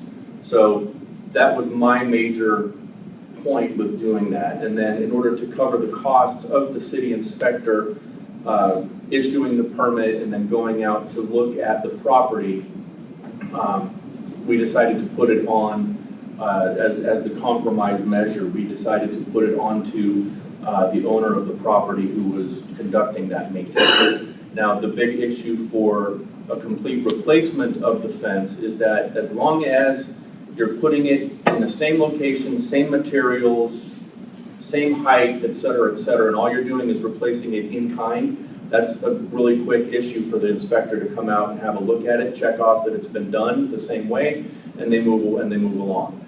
But with the permitting for a new fence or a moving the fence to a new location, that requires potentially a survey. They have to look at where the utility lines are, easements, et cetera, and that requires a significant amount of more work for our city inspector, and that's how we came to the compromise that we came to. Thank you, Mr. Mayor. I just want to put on the record before we vote, I was and still am really against this, but after talking to all the residents and getting a ton of feedback, it's a tiny, minuscule amount better than what it was before. So I still believe we should not have a fence permit at all. However, I'm going to vote yes for this just because everyone likes the tiny improvement that minor maintenance is now no permit fee or inspection. Move to approve. Second. We have a motion and a second. I'll keep the discussion going, Mr. Vaughan. Yeah, just a brief comment. I agree that no permit should be necessary for maintenance. This is a very minor improvement, so I'll take what I can get. So that's just where we're at. Thank you. Okay. All right. So we do have a motion and a second to approve this. And if there's no other discussion, I'll call for the vote then, please. Mayor Pro Tem Goolsby? Aye. Councilmember Fitzpatrick? Aye. Councilmember Vaughan? Aye. Councilmember Bulman? Aye. Councilmember Najarian? Aye. Councilmember Vaughan? Aye. Okay, that motion passes. Let's move to tab number G. Discuss and to consider ordinance 361 AF 2023. It's an ordinance amending ordinance 361 X 219. Article 4, fees and charges for licenses, permits, inspections, certificates, services, appeals, and other official action. It schedules the code of ordinances, revising certain sections and paragraphs accordingly, providing for severability and setting an effective date. This is our first reading. City Manager. Thank you. So for the fencing, obviously we had to delete the $85 fence permit fee and then add in the $25. Did you change anything else on this? We just, Fence enclosure, I'm seeing water softener. yeah, we just added some different types of requirements that have come up over the last 3 years since we adopted the ordinance for clarification purposes. I'm sorry, can you speak into the microphone? I did not Yeah, I don't think it's out of speaker. Sure, we just added in the fee schedule several different types of permits that are required based on the classification that have come up over the last 3 years since we adopted the ordinance. Thank you very much. You did hear that. Okay. Discussion, anyone? Okay, we do have a motion and a second. Move for approval of ordinance 361-AF-2023, Mr. Mayor. Okay, motion made by Councilmember Vaughan. I was second by Councilmember Najarian. Any further discussion? Call for the vote then, please. Councilmember Buck, Aye. Councilmember Najarian, Aye. Mayor Pro Tem Goolsby, Aye. Councilmember Bulman, Aye. Councilmember Fitzpatrick, Aye. Councilmember Vaughan. Aye. Okay, that motion passes. Let's move on now to another no tab. We're going to go into a closed session, tab 5 here, pursuant to Texas Government Code, section 551.072, regarding the purchase and value of real property. If deliberation in open session would have a detrimental effect on the position of the corporation negotiations with the third party, and for attorney consultation pursuant to section 551-071 regarding property located at 810 Kitty Hawk Road. So we'll go ahead and go into executive closed session now at 8:23, and we'll be back as quickly as we can. Thank you, Mayor. And for the record, Mr. Najarian is going to be leaving the Zoom that we have here in the council chambers, and he will be joining us by a different Zoom connection in executive session. Okay, we'll see you in the next session, Paul. Yes, sir.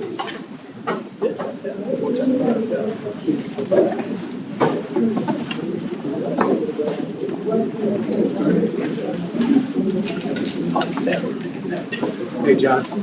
Thanks. I know.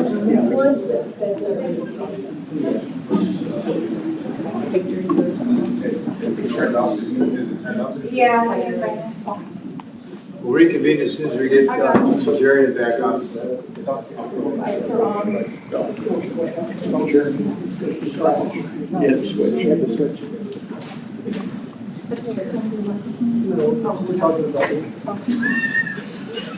We're ready for full hour. Okay. Sam is telling us to turn all the lights back on.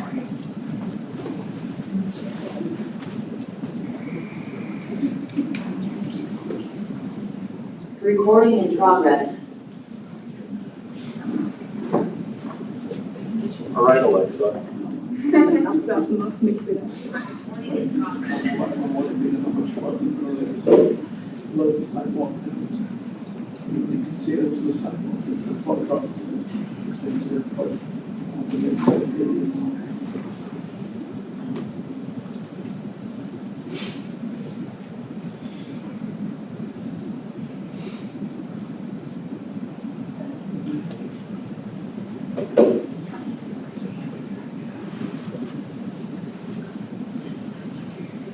Paul's wife's camera next door. What's she doing? There he is. I'll have to ask her. Doing the big one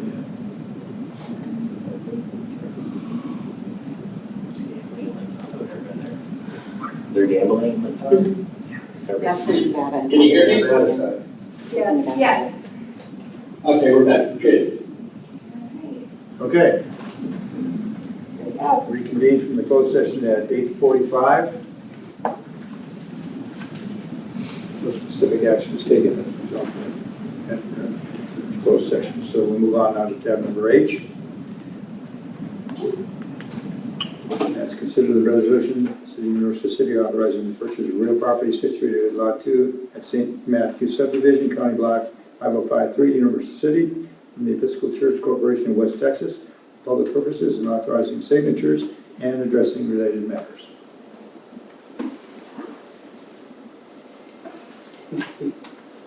Be glad to entertain a motion.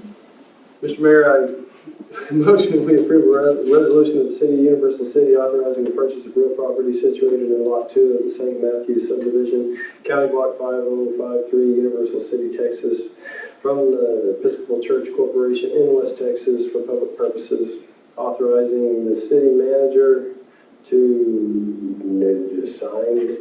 execute the contract and addressing related matters. Okay, we have a motion. Second. Second, by Councilmember Bulman. Any discussion further, anyone? All right, call for the vote then, please.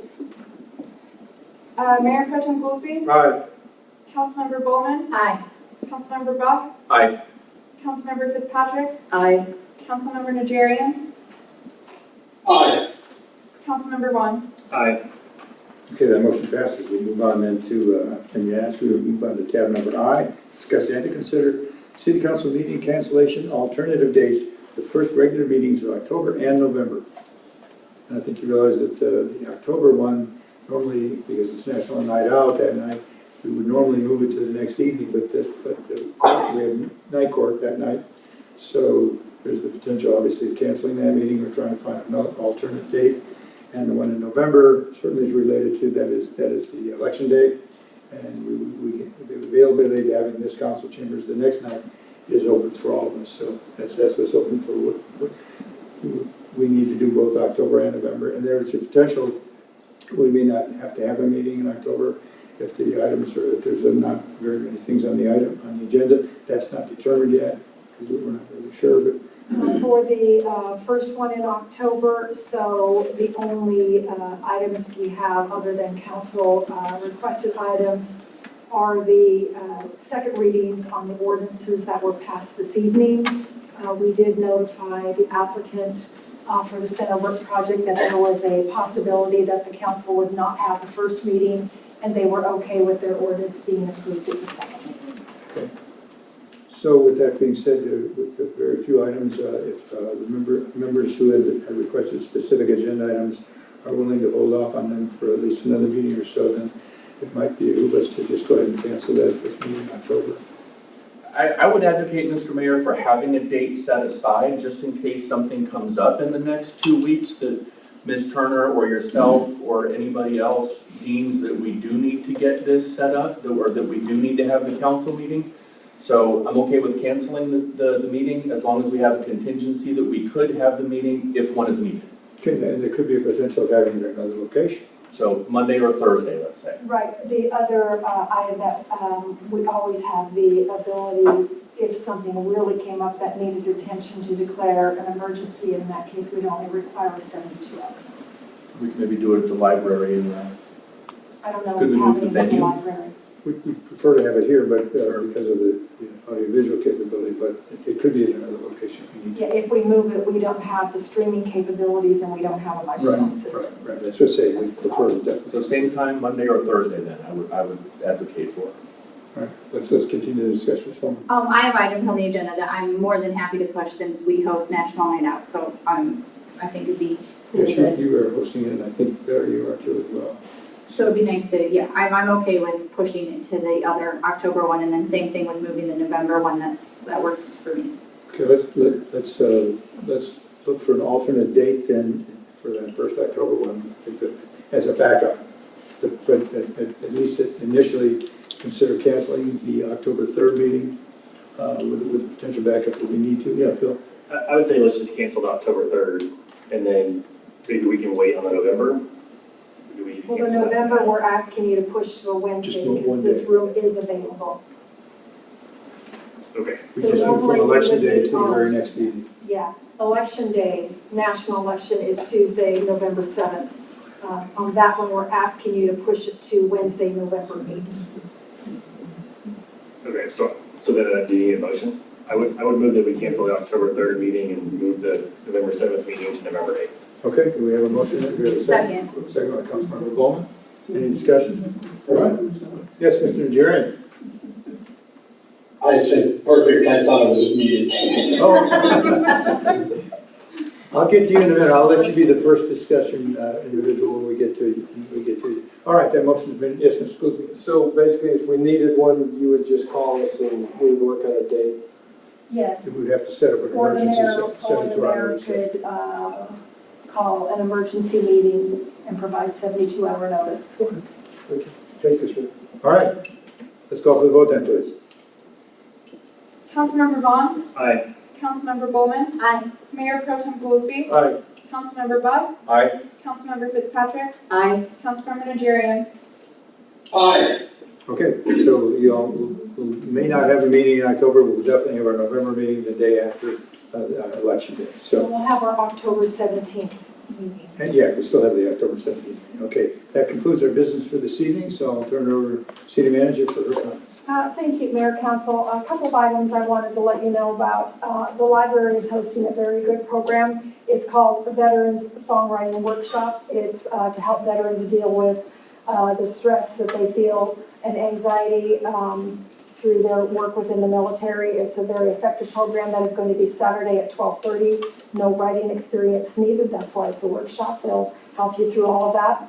The Beatles Happy Hour is on Thursday. I know there are a lot of people talking about going, so God help Katie and all of her staff.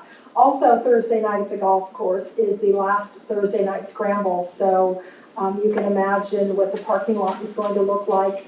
We have started doing some preliminary studies for the expanded parking lot, but it won't be done by Thursday, so get there early and plan on walking if you don't get there early.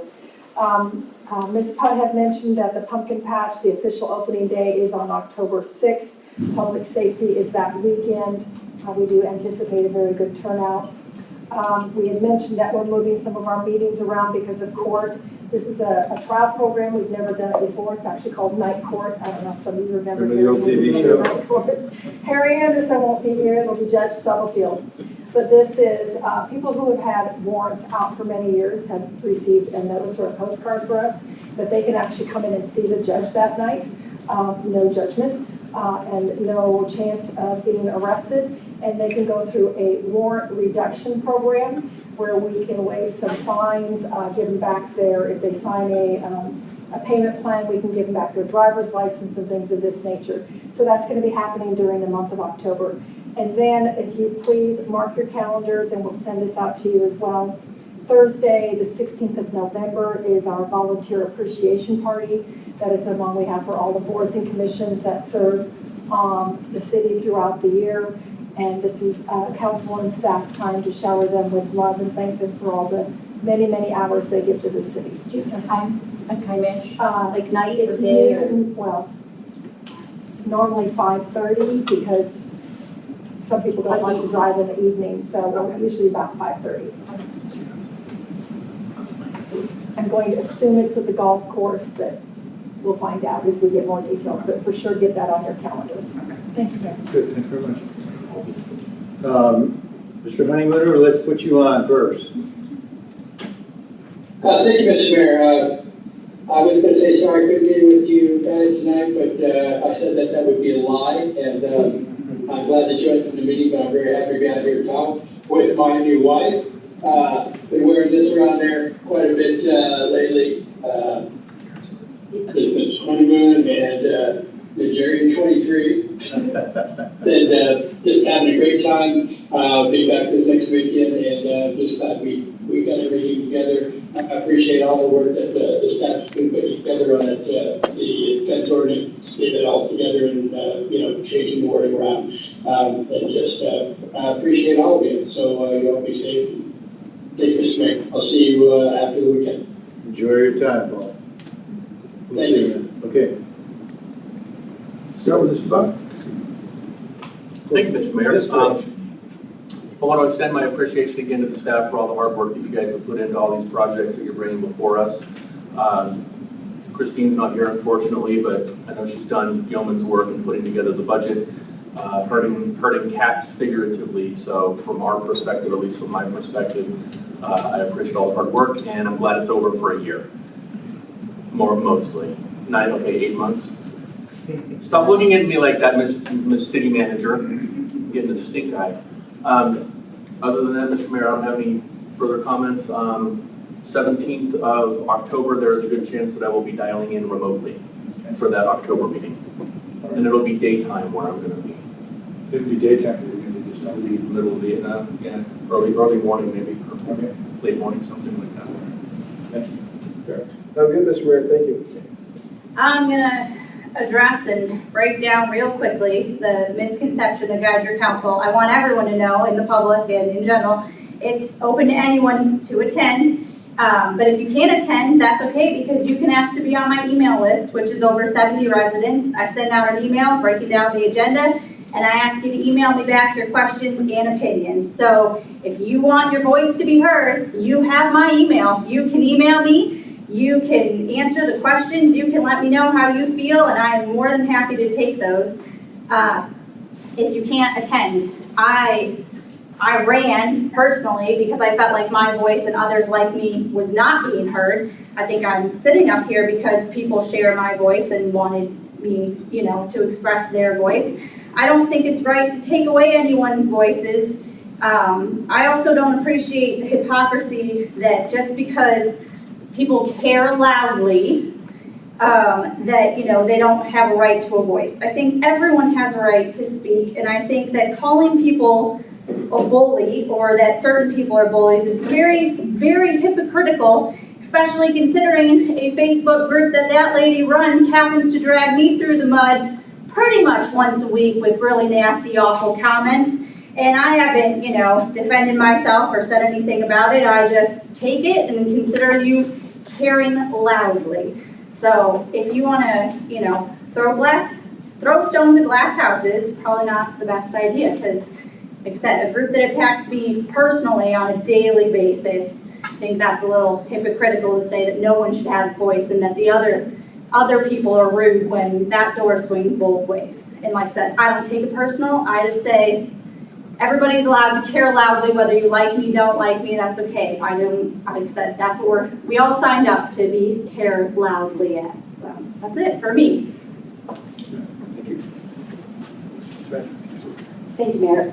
I appreciate everybody who spoke tonight and also all the folks that have sent in emails to me on various topics. Ms. Putt was not the only one that asked us to revisit the code of ethics that had been postponed indefinitely. I would like to ask to have that item added back to an agenda in the future. It does not need to be in October. It doesn't have to be that first meeting. I'm not asking for that. It can be pushed off. But I do think that there's no reason for us to be afraid of establishing a code of ethics for council and boards and committees and following those and setting those up. It doesn't have to be as presented originally, but I would like to revisit that.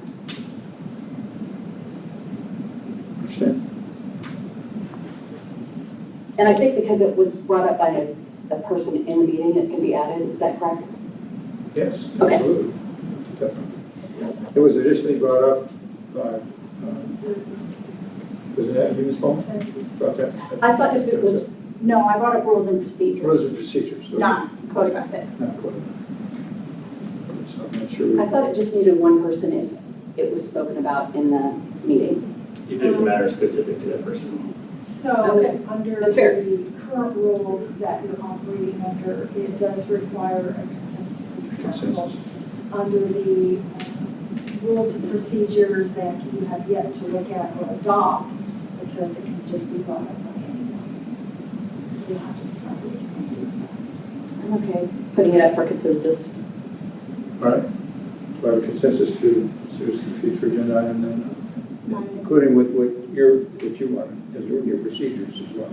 It's separate. Rules and procedures They would separate. be That's- separate. They'd be similar, but they would still be separate. So they were on as separate items. When Yes. we bring them back, how about we have them on the same agenda, but we bring them back as separate items? Right. Is that? I'm going to say no, but I think they just need edits. That's kind of the hard part, is how do we navigate that like we did with the rules and procedures.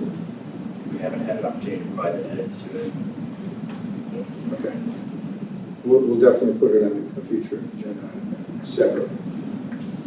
Okay? Okay, it's been. And then I just wanted to reiterate that first weekend of the pumpkin patch is also at the same time as the fire and the police department and maybe public works doing an open house. And I believe there's been rumors about there being a dunk tank that they would like our participation in. I don't have details on that. Did you say a dunk tank? Mm-hmm. So if you guys have availability that Saturday from 10 to 1, I think that would be great if we showed up and supported our public safety. Better than the pie smashing in your Way face. better than the pie smashing. Hey, that was tasty though. Yep. We really enjoyed it, didn't we, Bear? Okay, very good. Anything else, man? Nope. Phil? I think you should talk about the tax rate again. Just kidding. But I do think we heard some good things in citizens' comments about the sewer televising project, and I would like to know a little bit more about that. Can we have that, maybe a report from staff on where that's at and where it's going in the future? Yes. You're all right if we just do that under city manager comments? Yeah, Sure. so let her cover it. Okay, yeah, good point. That's all from me. Okay, just a couple of quick items. Tomorrow morning, I have the honor of representing the city along with about 10 other mayors at the North Chamber of Commerce breakfast session. And so we're going to be way out there by UTSA and Selma, Garden Ridge, Live Oak, Schertz, Windcrest, and Universal City to be represented along with about 5 other mayors. And how they're going to fit us all in to talk for a couple of minutes, I have no idea, but that's what they plan on doing tomorrow. And I also had the honor today of addressing a group of retired guys called the Hanger Group, and it was at the VFW.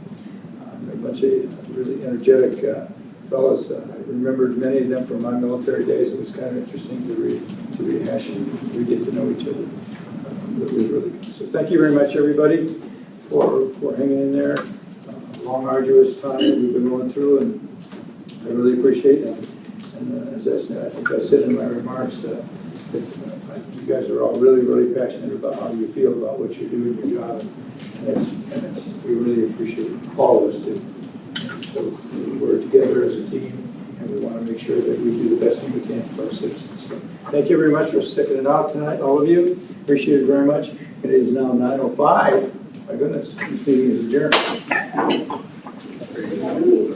No, I'm excited that it's early. I didn't get my bedtime notification. That's Is it 9:05?